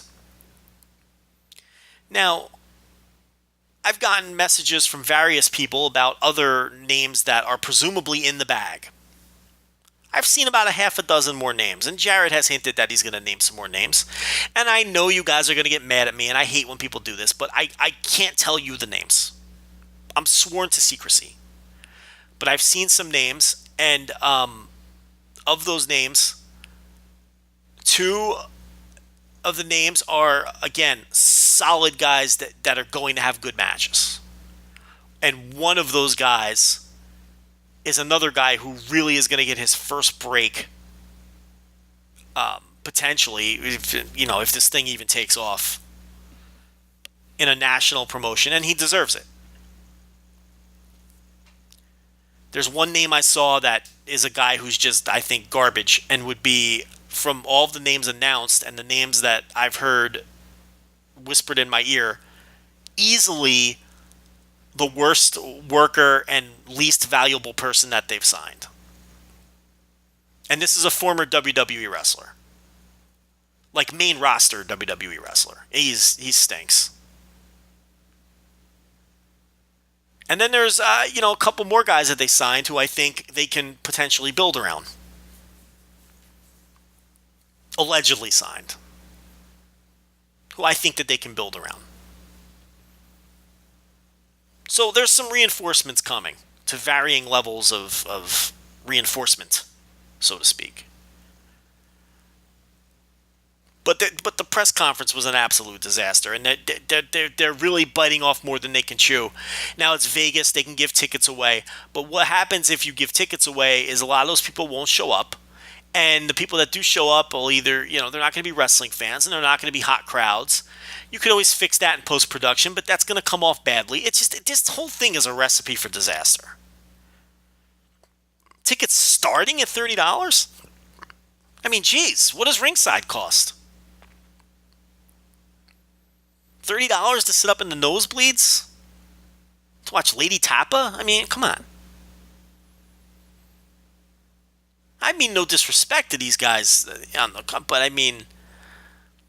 And look, I think they actually did a good job with the roster. Who else is out there? Who'd they swing and miss on? Granted, I have the benefit of some more information that you guys, most of you don't. But forget that for now. Put that aside. Even just the public roster. Who else do you want? You can make good arguments for Roderick Strong. But I mean, is he going to, again, he's just be a solid worker. And he's another guy, he's working everywhere right now and biding his time and weighing his options. Who says they didn't approach him? He wouldn't sign with Ring of Honor. He's working WWE on Live. He's working Ring of Honor. He's a freelancer right now. Maybe they did. I'm sure they did approach Roderick Strong. You obviously immediately think of AJ Styles and the Young Bucks. But listen, those guys aren't coming very cheap. They might be the two most expensive acts on the scene. And who else do you want to get? I heard someone say, they should have got AAA guys. Why? And then, I mean, no disrespect to the AAA talent, but why? Why deal with guys who need visas and everything else and aren't going to mean a thing? I mean, and a lot of them are already tied up with Lucha Underground. And the ones that Lucha Underground have are drawing 40,000 viewers a week.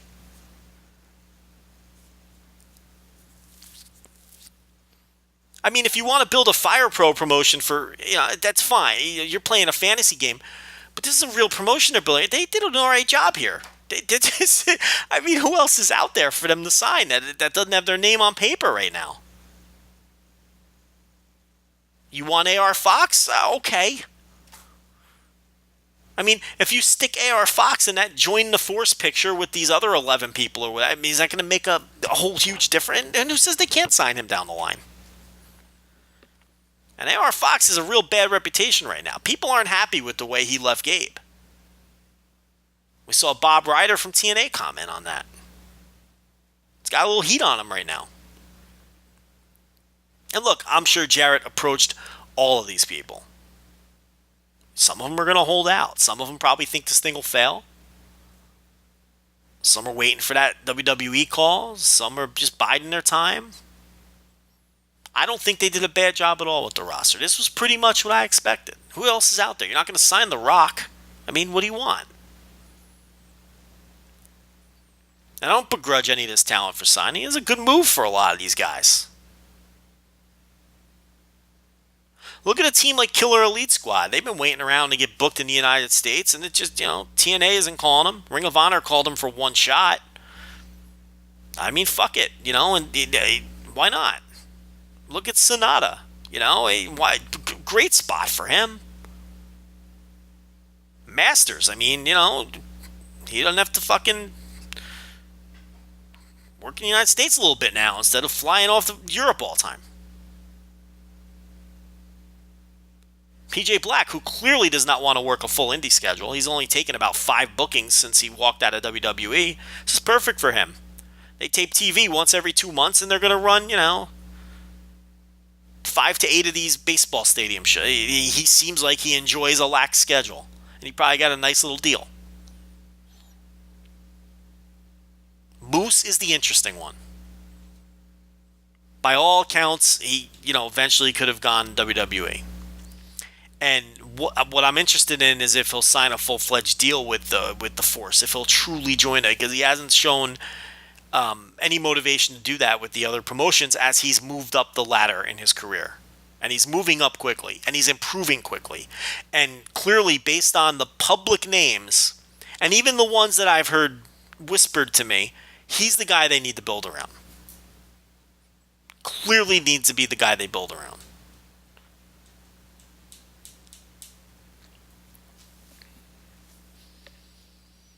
So that's who has joined the Force.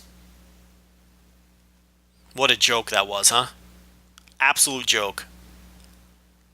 Pretty embarrassing and cringy.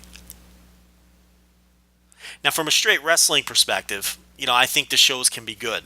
Because, again, these are some good workers that they signed.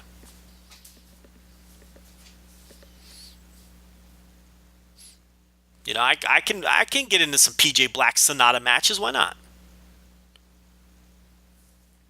Chris Masters, these are all feel like fresh matches for him. The guy he's on another planet. You never see the guy. I'm sorry, Chris the Adonis Mortetsky. Mordetsky. Sometimes he's billed as Chris Adonis. Just going to go with the straight name there. So, there you go. For Chris Adonis. Join the Force. Finally, people have joined the Force. People are saying, where's Tama Tonga? I wondered whether I was going to talk about this publicly. I talked to a couple different promoters who have tried to book Tama Tonga because what you want to try to do is book look, AJ Styles is going to cost a lot of money. The Young Bucks are going to cost a lot of money. But you can book these Bullet Club B-teamers. And the fact of the matter is, and I made this recommendation to a few people, book these B-teamers because the T-shirt is the draw. As long as they bring the T-shirts, people will buy tickets to your show just to get access to the T-shirts. And the thing with Tama Tonga, and the reason you don't really see him taking indie bookings in between New Japan Tour, you rarely see that guy take an indie booking. Think about it. And you think he'd be a guy that would join the Force? From what I understand, and the same thing with Camacho or whatever he's going by under TNA, because he disappeared off the planet until TNA swooped him up, and he doesn't take indie bookings either. These are Haku's kids. From what I'm told, Haku tells his boys not to take indie bookings because Haku considers it not worth the risk, the potential injury risk, and the money does not outweigh the risk. So, just a little tidbit that I had passed along to me by promoters, by people who have tried to book the guy. Tama Tonga, that is. No one's trying to book Camacho, except TNA. So, that's what I was told anyway, by promoters. So, I guess it's easy if, Haku made plenty of money in his career. I guess it's easy to tell your kids that when, you got some money in your pocket. Nice luxury not to have to take indie, but a lot of wrestlers need those indie bookings. So, you got to take what you can get between this is their livelihood. But, Haku tells his boys not to. Just a little tidbit I figured I'd pass along. So there you have it. That's your Global Force and that debacle and the roster. Again, I think they did the best they could, with the free agents that were available. And I think people will, if some of the names come through that people have whispered to me that apparently, and the reason these names aren't public, I think either, Jarrett wants to slow roll some of these names and not really, there's still some time before the shows. So, you want to announce some things between now and then and stay in the news. Just don't hold another press conference that no one shows up to. That's embarrassing. And maybe the ink hasn't dried on some of these deals. Maybe these are handshake agreements that haven't officially been signed, so you can't really announce anything yet. There could be a million reasons why, they haven't announced all these guys yet. But there are more names coming. I mean, Jared even said that there's more names coming. So, there needs to be. You can't run a promotion with 3, 4, 5, 6, 7, 8, 9, with 10 wrestlers. With 10 wrestlers and Chael Sonnen. So, So let the, a lot of these names that people are angry that they haven't signed, maybe they have signed them. Or maybe they're going to sign them, I'm just not sure who people expected to be signed. Within the realm of, realistically signing people. I mean, who are they realistically going to get? I mean, this is who's out there, guys. This is who's out there. That's it. They're not going to go out and sign your local indie guy that you like. Okay, because no one likes him but you. I had people saying that too. Look, this guy's trying to start up a national promotion. He's not going to sign the indie geek who works the VFW hall down the street from you. Okay, no matter how good you think he is, that's not what this is. There's going to be some room for some unknowns. And look, I've heard the names of some unknowns bandied about by Jared. He did all these tryout scams where he stole $75 from these kids. I'm sure he liked a few of them. I mean, you figure he's got to sign one or two of them to justify all those tryouts, right? I mean, you would think. I heard he liked Matt McIntosh from PWS a lot when they did the tryouts at PWS. Don't be surprised if you see him pop up. But, I mean, you got to be realistic here. They're not going to get worldwide stars like Kazuchika Okada. They're not going to bring in guys from AAA because it's not worth the hassle or because they're not going to draw any better than these guys. And they're not going to, and at least these names have some name value to American fans. Most of these people have been on TV. And they're not going to sign your local indie guy. They're not going to do that.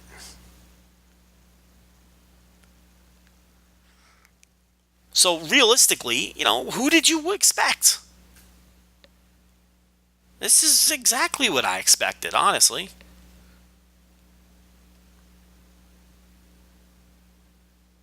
And what do you think about building around Moose? Who's a better option right now to build around? Assuming you can't get AJ Styles. You'd think Jarrett would have ties to AJ.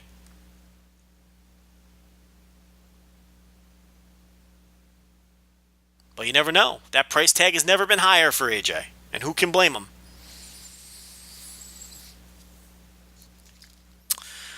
All right, we're going to wrap it up. I'm out of topics, man.